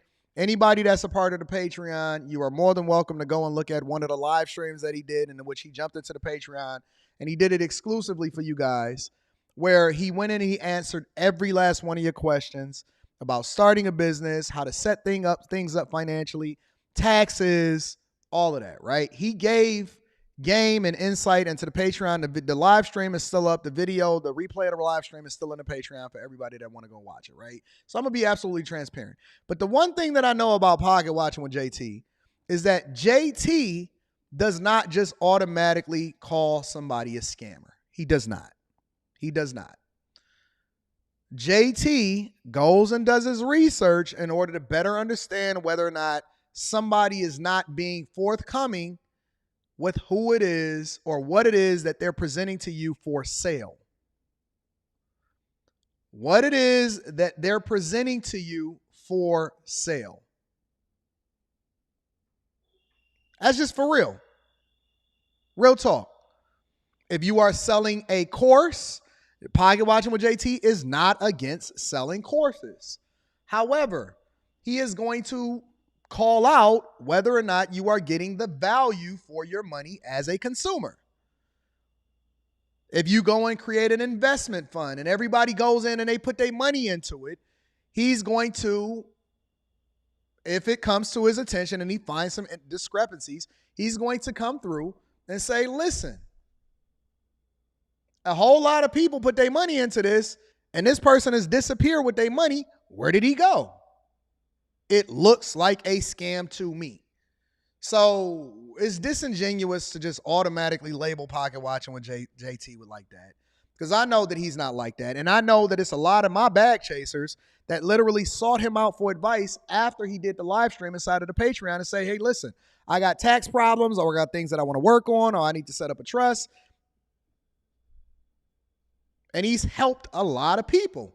He's literally helped a lot of people. So I can't speak for everybody that Pocket Watching with JT goes through and has a conversation about because I'm not familiar with everybody, but to just automatically label him like that is bullshit. It's 100% bullshit.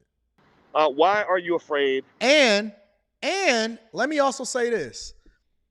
You can't discredit somebody by saying, well, why you not over there watching them too? You can't discredit somebody and say, well, listen, but you're not over there talking about them. You got to substantiate your own argument. You have to substantiate your own argument. You can't say, hey, well, why you not over there doing something about them?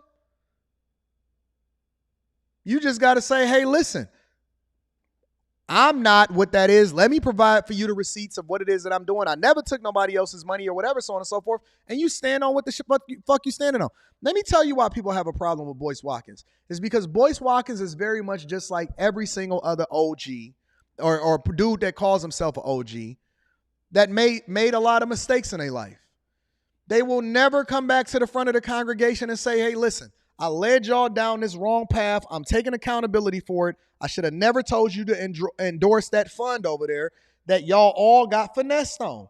That's all he had to do. You can completely avoid all of this shit. Honestly, if you just be absolutely transparent, you can avoid all of this bullshit by saying, hey, listen, I thought that it was a good fund to invest in. I put my money into it. I know a lot of y'all listen to me. I'm very sorry. I shouldn't have did that. I lost money just like you lost money, and it's not something that I should have endorsed. If you just hold yourself accountable and be transparent about whether or not you were right or wrong, people can rock with that shit. But the fact that you never even acknowledge it after you told people to put their money into it, that's the part that people have a problem with. And then you want to continue to give people the financial advice. You want to continue to talk shit about people behind their back. You want to continue to start commenting on shit and saying shit about people. He did that shit with me. Wouldn't face me in person. Cool. I get it. You don't want to face me in person. I issued a $100,000 challenge to him. He said, nah. What his actions? He said, no, I ain't fucking with it, right? But then on the flip side, he up there commenting and all of the shit that I'm in or every video that somebody do about me, but you don't want to speak to me in person. It's the disingenuous sentiment of who you are that people they don't like that shit. Pocket Watching with JT, from all I know, he never called Boyce Watkins a scam, but he did say he endorsed something that was bad for the community. Bring yourself back to the front of the congregation. That's all he's saying. To really talk consistently about, melanin deficient people, if you know what I mean.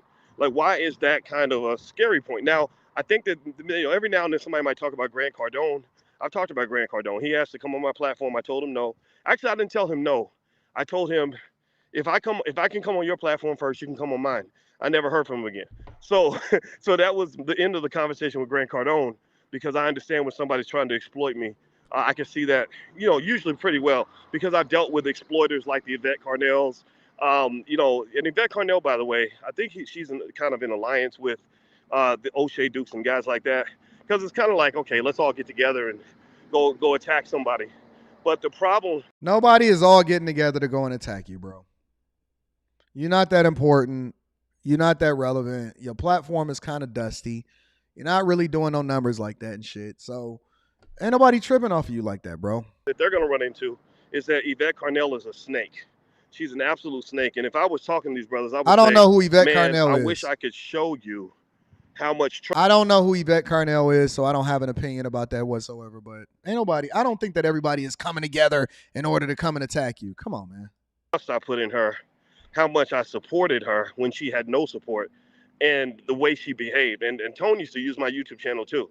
Like, I help these people. These are not haters from across the street. These are or across the city. These are haters that literally lived in my house when they had nowhere to live. Like, I took care of them. I hooked them up when nobody else would. I don't know who you're And talking about. So I would warn them, the same thing that she's done to other people is probably what she's going to do to you. So that would be kind of my public warning on that, because I'm telling you, why do you think the ADOS movement died? The ADOS movement died because Yvette's leadership, she's very petty, she's very nasty, she's kind of ridiculous. Reading super chat shortly. And my hope is that as black men, generally speaking, I know some people aren't going to hear it, and I get it, but as black men generally, I think we have to go from a scarcity. Razik, I've never heard of Yvette Carnell or Antonio Moore. It's nothing that I'm telling you. The most of the stuff that I watch on YouTube is animal videos. Like, it's other stuff. I don't be watching. The only time I'm aware of this shit is when y'all send it to me. The only time that I'm aware of this shit is when y'all send it to me. I do not be researching these people. I do not give a fuck about Boyce Watkins. I do not give a fuck about Dr. Umar Johnson. I don't give a fuck about these people, right? Honestly. When they drop some content and y'all send it to me and it's entertaining, then I'll react to it. But I don't give a fuck about these people, honestly, bro. Mindset to an abundance mindset. You know, a scarcity mindset is when you say, the only way I can be successful is if I take down that nigga over there. If I take down that Negro over there, I could be the king Negro. Stop it, bro. Right? An abundance mindset says we can collaborate, work together, and help each other succeed. And even if we don't agree, even if we get on the channel together and argue a little bit and debate respectfully, we can help the people who should be our first concern to get benefits from our interaction, right? So, for example, imagine if JT and I got together and we're talking respectfully, that would be funny, about our views on the Tulsa Real Estate Fund. I did put money in the Tulsa Fund. I never became a paid endorser, you know, so the implication that I was is absolutely false. So, you know, right there, that's a problem. You can't assume that I am, or make something up that simply is not true. I supported Jay because I support, you know, I know JT said something about he's a 3-time felon and all that. A lot of black people are felons. A lot of black people got criminal records. I'm not saying that makes them good people, but I'm saying that that doesn't always necessarily make them bad people. You know, yeah, but he's not acknowledging the fact. See, it's not the fact that you put money into it. It's the fact that you advocated for other people to put money into it. That's the problem. That's the problem. It's not that you put money into it. It's the fact that other people put money into it as a result of you saying that this is what it is that I'm doing. Honestly, it don't have nothing to do with whether or not he put money into it. That ain't nobody tripping. You can do whatever you want with your own money. The fact is that you advocated for other people to put money into it, and that's the issue. That's why people are stripping. To say that a person should be written off because he's a 3-time felon, that clearly means that he committed a fraud. And there's been no prosecution to that effect. The SEC did a full investigation. They seem to find nothing. Well, you know, why can't that be acknowledged? Why must it just become like, no, we still know he's a fraud. We still know he's a fraud. No, maybe he just ran a business that you don't agree with. Or maybe JT, this is what I would say to JT is, if you are just he'll use language that's real, that I can see through everything. I'm an analytical person. So you didn't know who Pocket Watching with JT is. Now you know who Pocket Watching with JT is. And now you in a whole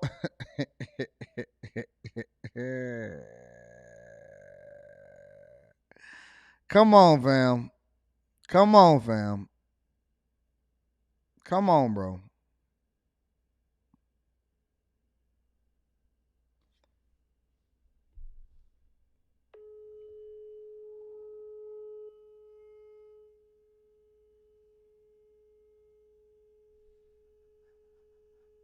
Person.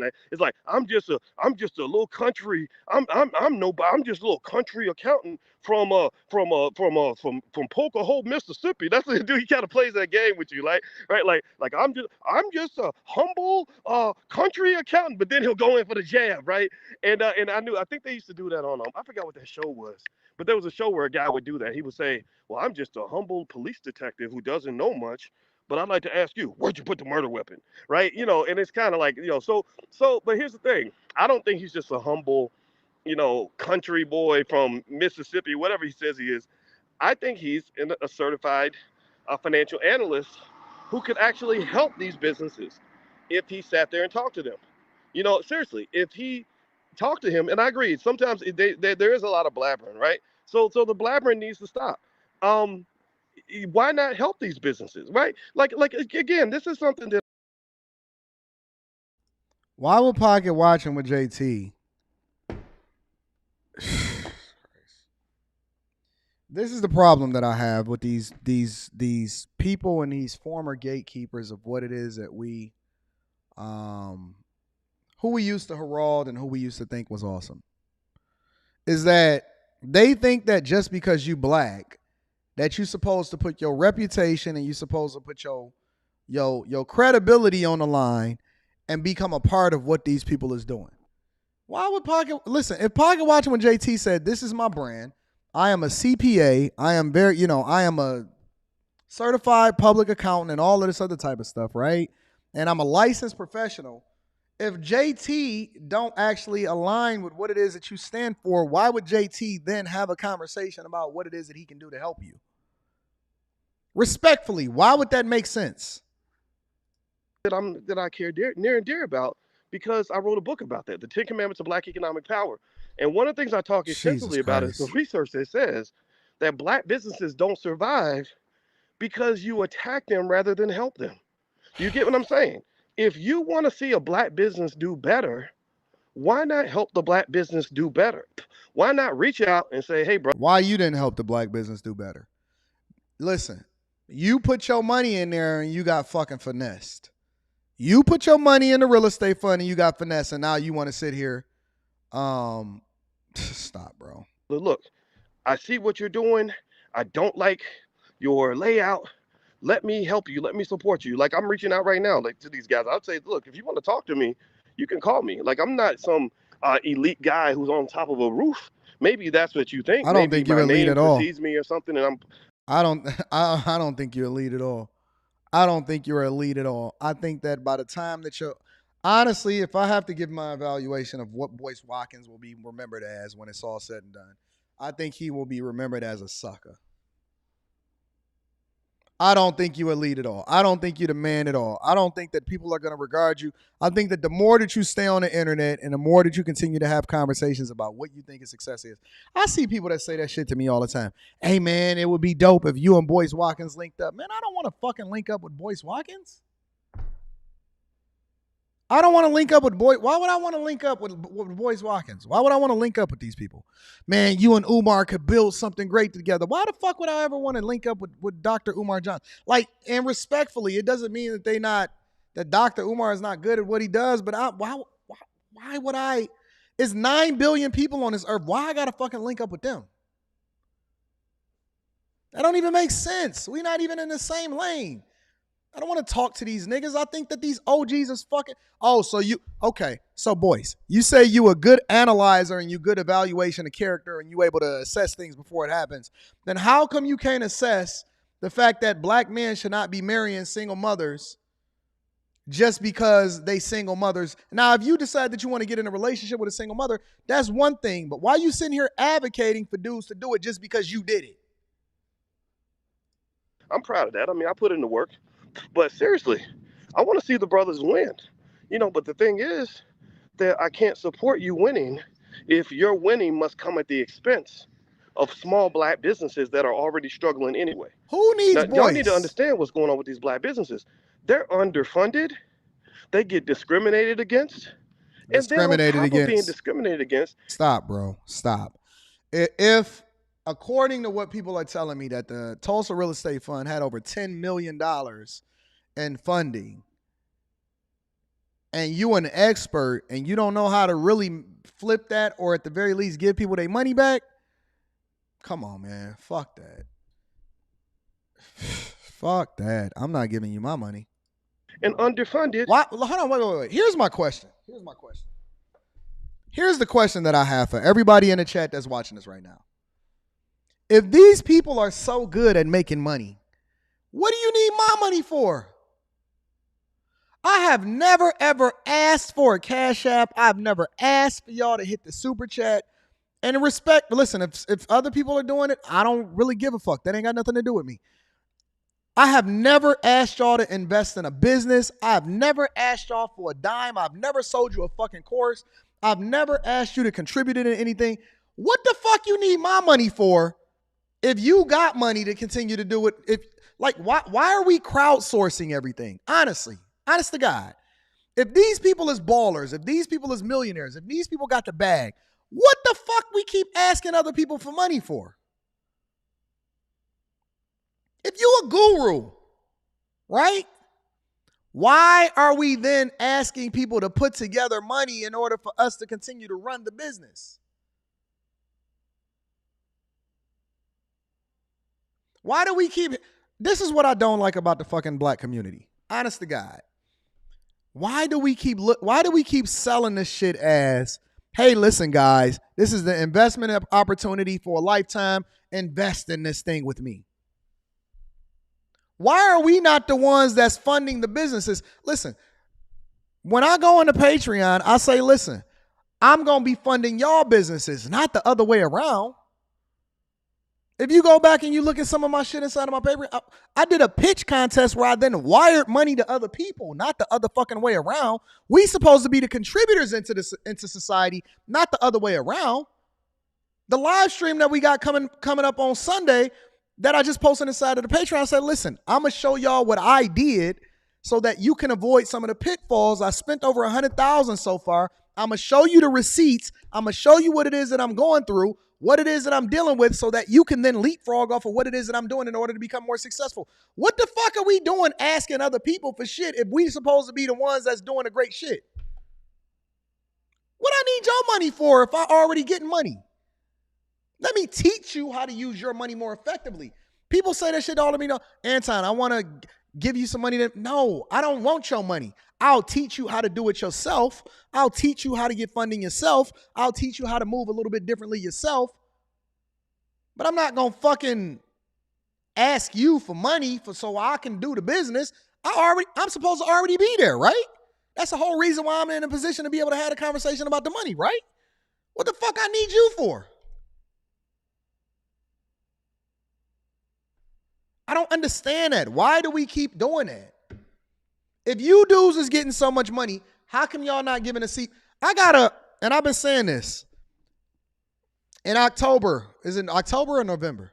In October or November, I'm literally doing a live stream inside of the Patreon where I'm funding other people's businesses.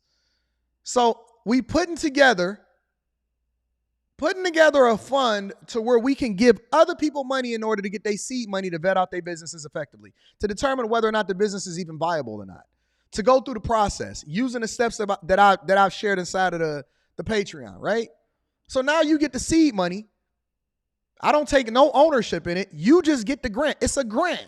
Hey, listen, you've been doing the work. You might need a little bit of help. You might need a leg up. Let me give you some seed money based off of your pitch in order for you to get your shit off the ground. If we getting so much fucking money, if everybody is balling, right? I see you motherfuckers keep riding around, you traveling to this and that place and all of this other type of shit. If everybody is fucking balling, then how come ain't nobody helping nobody else? I don't want your motherfucking information alone. I also want I want to see what the fuck you doing for other people. Go and fund somebody's other business. What are we talking about, man? they get attacked by their own people. So think about this. How in the hell are you going to have a successful business when Reading white super people chat hate shortly, you, man. black people hate, some black people hate you, not all of them. Some of y'all love black businesses, and I appreciate that. I love y'all for that. Black people hate you, white people hate you, black people, a lot of black people hate you. The banks won't fund you. The government investigates you. When the government investigates you, and pay attention, Mind Games Uncut. I want you to listen. He says, Boyce is nervous. You stop being nervous, brother. I need you to listen to me. Focus. Seriously, dude. Listen to me. Stop coming for the purpose of trolling and come for the purpose of learning and growing. Okay? So here's what I'm saying to you. Black businesses struggle because we have black people who will prefer to call a black business owner a criminal, which white people already think the black man is a criminal. Right? And if you don't think it could ever happen to you, JT, brother, I'm telling you, man, at some point, someone's going to say, he scared me. You're going to have a business dispute with somebody. And if you haven't had this already, I mean, remember, people can look these things up. All right, I'm done.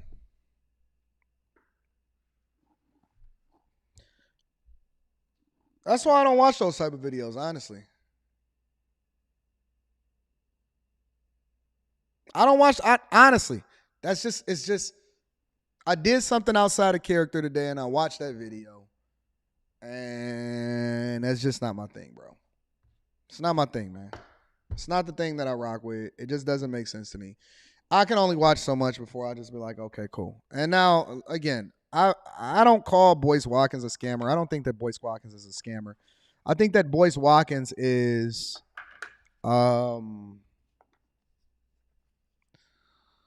I don't think that Boyce Watkins, and who knows, I don't know him. I haven't done any research on different stuff that people are accusing me of.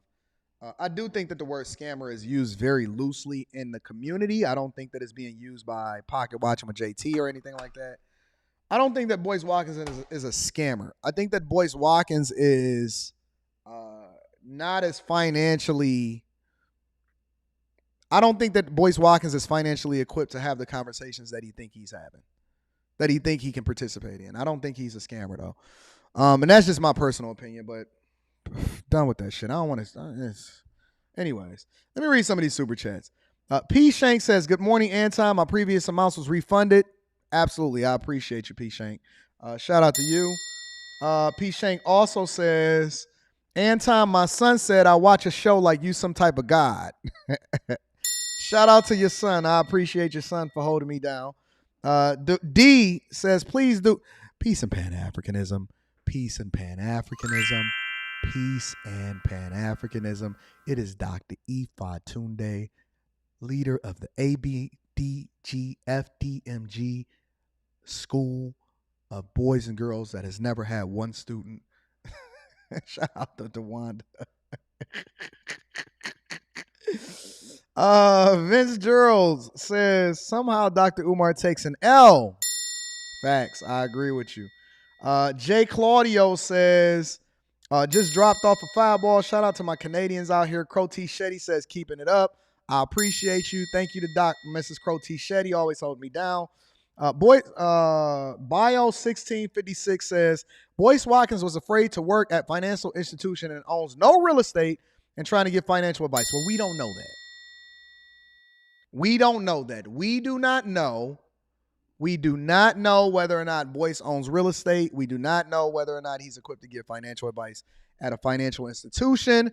We cannot say that. We cannot say that. Boyce Watkins could own a lot of real estate. You don't have to have it in your name in order to own real estate. You don't. You don't have to have it in your name in order to own a real estate. We don't know that. That is an assumption. We have to be careful with our words because we can't just assume that he doesn't. But I have never seen Boyce Watkins say anything that would lead me to believe that he's a guru in any way, shape, or form. I have never even seen him pull out a receipt for any kind of money that he getting, right? Zachariah Blakes, which he don't have to, right? He don't have to. Zachariah Blakes, thank you for the 20 ball. I appreciate you.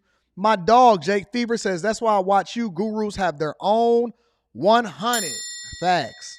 And Brock is in the building with the Pass of Love offering the fireball. I appreciate you, Brock.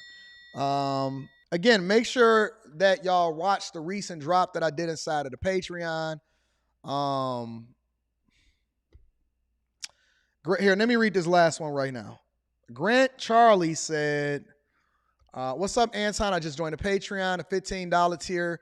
That was all that was available because the other ones are sold out. The seat at the table is sold out. The $9 drop is sold out. And said, that's all that I was available. Would I be able to participate in the grant program? Everybody that is in the Patreon can pitch. You are not guaranteed in order to get money for whatever your business is. I'm going to fund as many as I possibly can that I can set a budget for. And you do not have to be at any particular tier in order to be able to pitch, right? So my goal is to give as many people as I possibly can seed money to be able to vet out their business effectively and hopefully get them a leg up on possibly getting into whatever it is that their business is, based off of if I think that is viable or not. Because I want to get as many businesses that I think will make sense, an opportunity, and I'm going to do the pitch sometime in October or November. I think October. So it'll either be at the end of October or at the beginning of November, and you guys will be getting your seed money. So you do not have to be at a particular tier.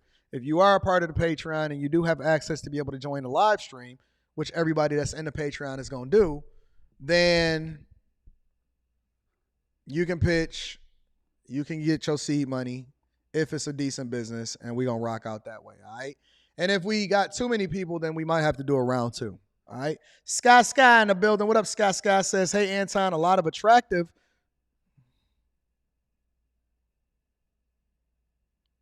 Hey, Sky. Hey, Sky.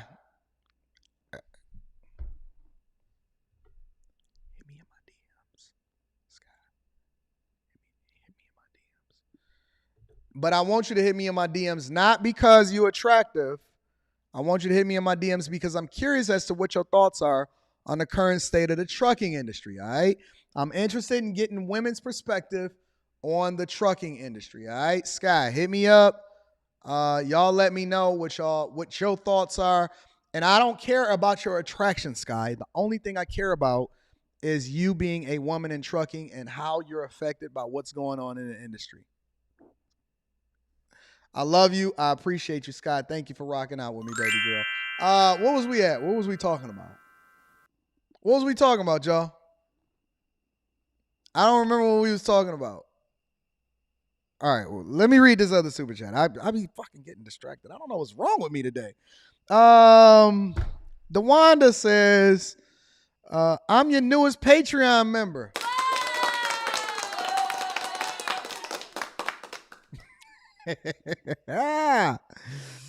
If you and the fam ever in Jackson, Florida, I would love to hook that bit. Oh, I'm coming, fucking DeWanda. Shout out to my girl DeWanda. The only thing about Jackson is that there are no direct flights from Detroit. I'd have to fly into Atlanta and then go into Jackson. But thank you, DeWanda, and welcome to the Patreon. Shout out to all of my new bag chasers. I love you. I appreciate you. Hey, listen, y'all. I'm live streaming tonight on my other channel. Y'all know what we do on a Wednesday night. I'm live streaming tonight on my other channel. Y'all know what we do on a Wednesday night, the Anton Daniels channel. Make sure y'all hit a like for the YouTube algorithm, subscribe to the channel, and turn on your notifications. Listen, I need y'all to do me one more favor before we get up out of here, ladies and gentlemen. Make sure you share this with your family and friends. We don't want to be successful by ourselves. I'm not easily distracted. I'm just messing with y'all.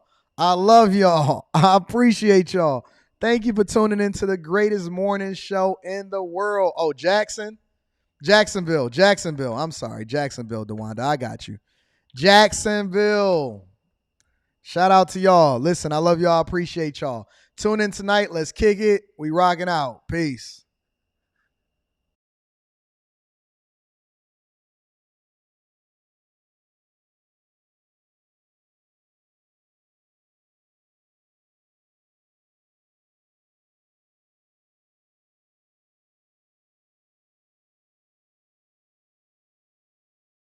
Yes, keep my beard dyed, DeWanda. Don't listen to Messy Mathematician.